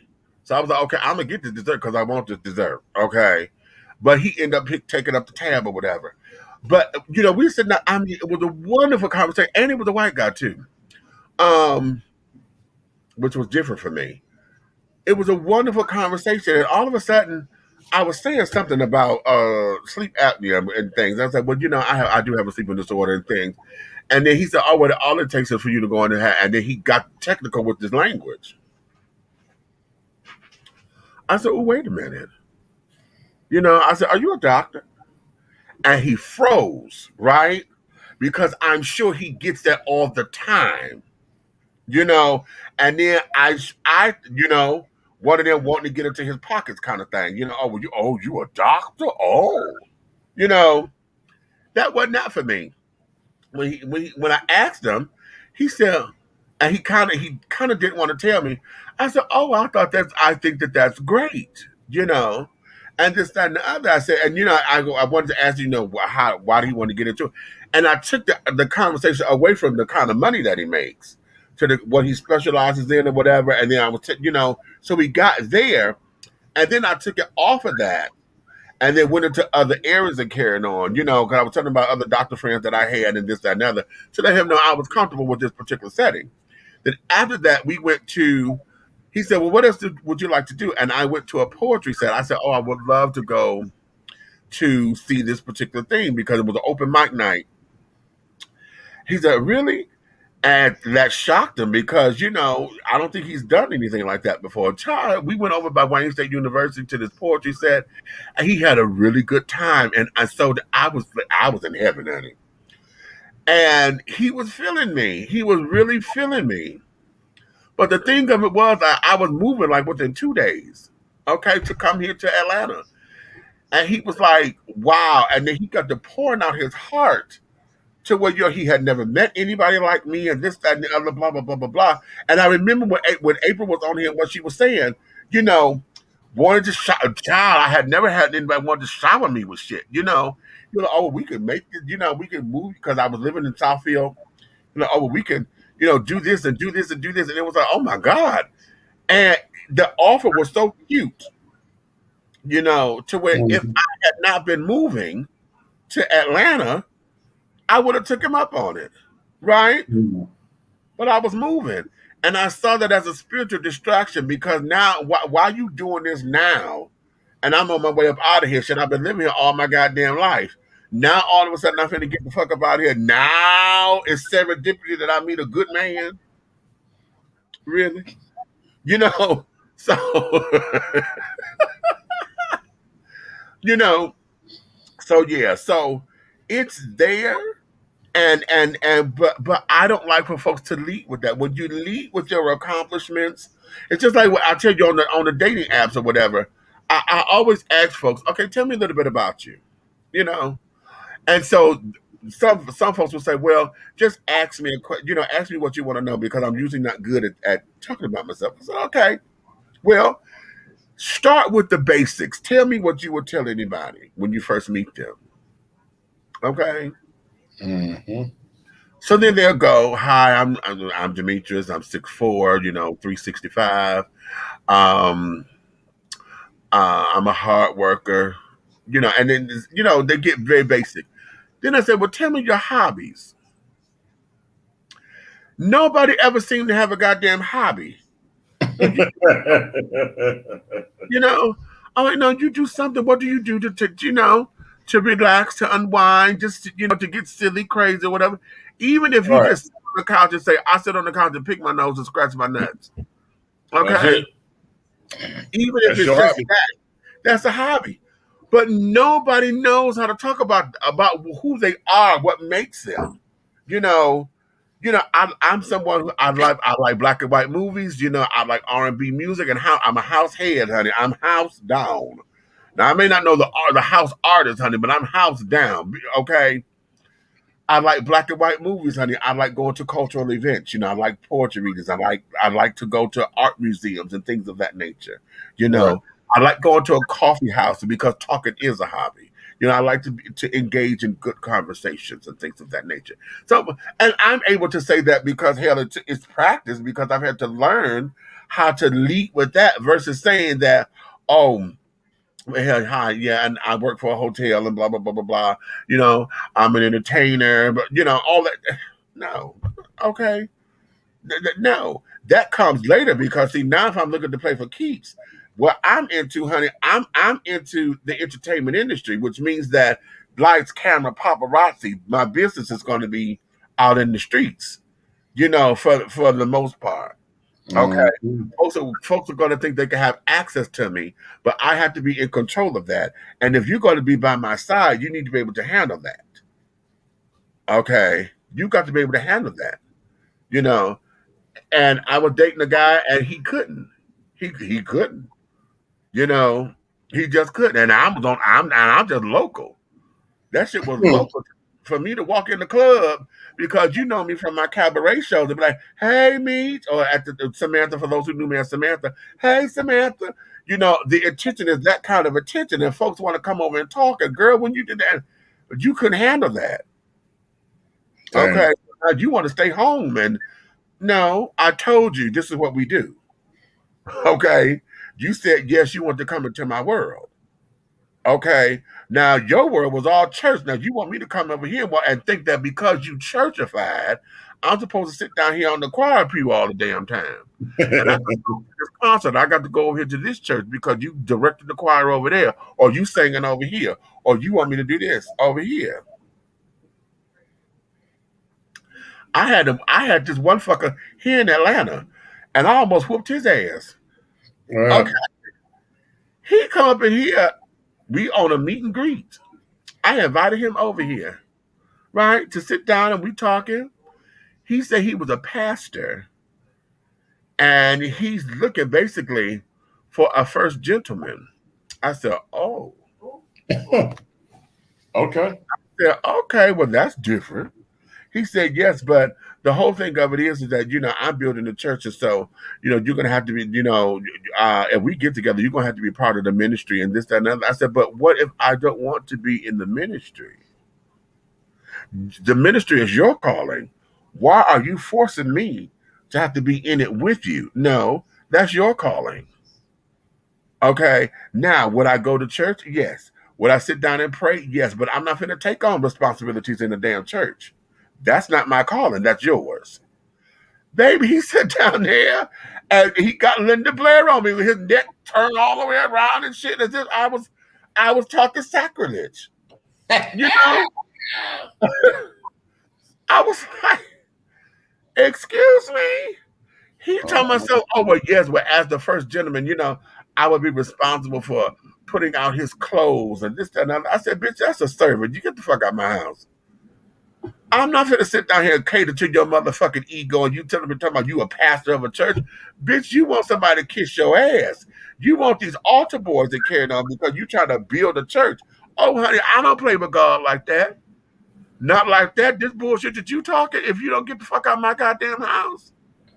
And God bless you and keep you. He was going to try you. Bitch, what? He was going to be like, oh, Michi, my cup runneth over. Your cup is empty, bitch. It'll stay empty. Okay. Whatever it be. Feel it. Okay. Oh, bastard. Oh, okay. Oh, okay. Oh, that was a flashback. Okay, right. What you say? Damn. Blair say, yes. Yes. Yes. Okay. No, honey, we don't. You're going to put up with what people are going to treat you the way you allow them to treat you. If you don't nip certain shit in the bud, honey, it'll take root. And just like weed, honey, and I use this example all the time. We had this thing growing up the side of the building at the church one time, honey, but it was so effervescent and thing. We all thought it was a vine. You know how the vines grow and things that no. That damn thing was strong as oak, but that was a fucking weed.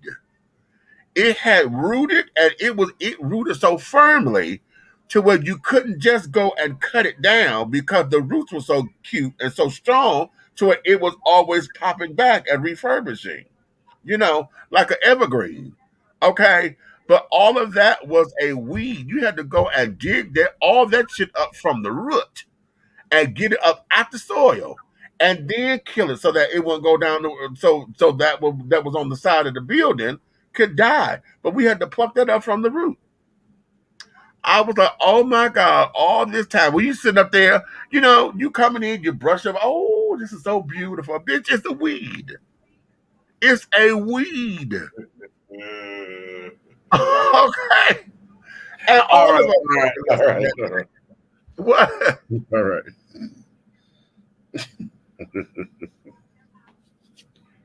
Oh boy, you give me too much material, bro. You give me too much material.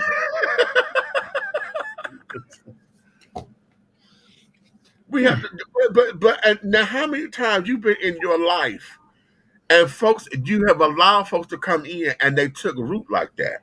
This is how come there's certain people you can't shake, Yeah, I know, Chad, I know. Okay. Trust, I know. And it becomes that you can't shake them and this, that, and other, but that's because they have become a weed. And in order to do something about it completely, you got to pluck it up from the root. And then now here's where this is. Now, because it's more than just plucking it from the root. Okay. The rest of that is that now you got to retreat the soil. Yeah. You got to retreat the soil because you know that it's fervent because it let that weed grow. But now you got to retreat it. Okay, retreat it. And give it the more nutrients it can, so that when you replant something in there, it's not going to take on what was left behind.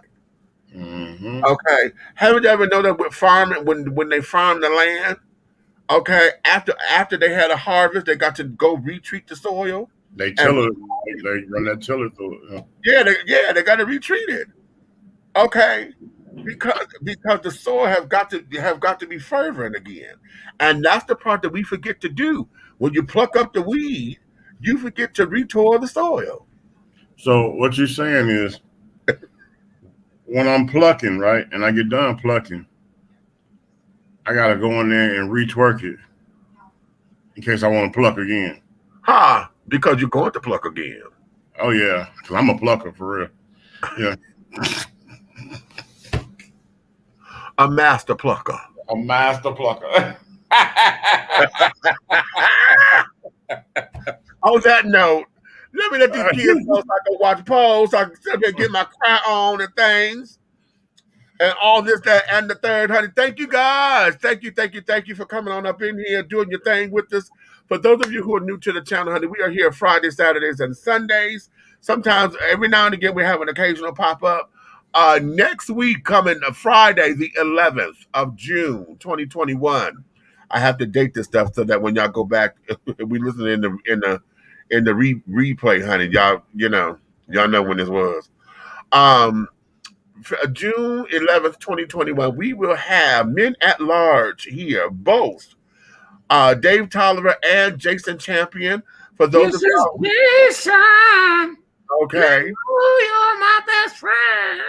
For And those I of y'all who know do Jason is the original member with Dave. So Jason has come to and rejoined the group after a 20-year break.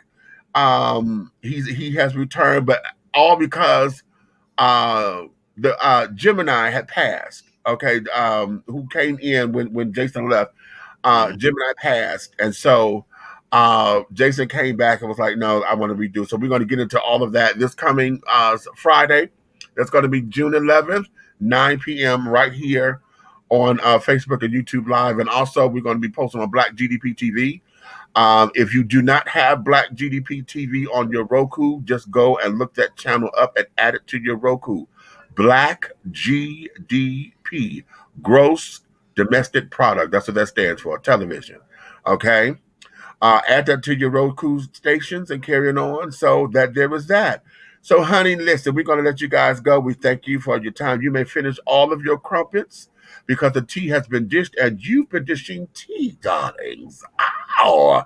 With Big Meat and the big guy ally right there. That's the big red fella. Very special thanks to my sister friend, honey, Miss April Mason, for coming up in here doing what she does, honey, the femininity and dating coach. Okay. Please go to All Things Feminine. Drop down, go find that app, and add that app or download the app to your phone. If you're not familiar with her books, go to Amazon.com. She has two books, Broken and Not Bound. That's kind of autobiographical that talks about her life. And then she also has What is an Asset Woman? She has that. Both of those are available on Amazon.com. Okay. So you But telling me that I can go here, right? And I can slide through and I can pick me up some more employees because shit hard out here for a pimp. You said there's some femininity things going over there, so I figured that's a good place to start.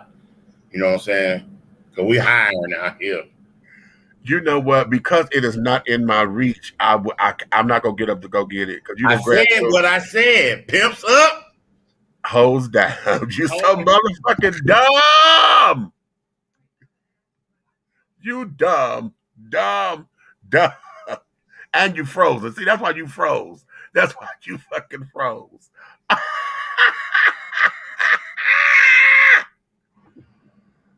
Okay. Because of that, I got my Wonder Woman pimp mug. I got a Wonder Woman pimp. I got two of them actually. Okay. But in any event, okay, if you love us, tell all of your friends, honey. But if you hate us, you can tell all of your motherfucking enemies, honey. But do know this: one way, shape, style, form, of fashion, honey. Everything that we're doing here will move forward. Until the next time, my darlings, honey, we love you. We appreciate you. We thank you for coming on up in here. And we're about to make that happen. So, as we do always, honey, what you say? The pimp say, call him, honey. Listen at this. Whatever. Woo! Wait, you done fucked up my ending. Woo!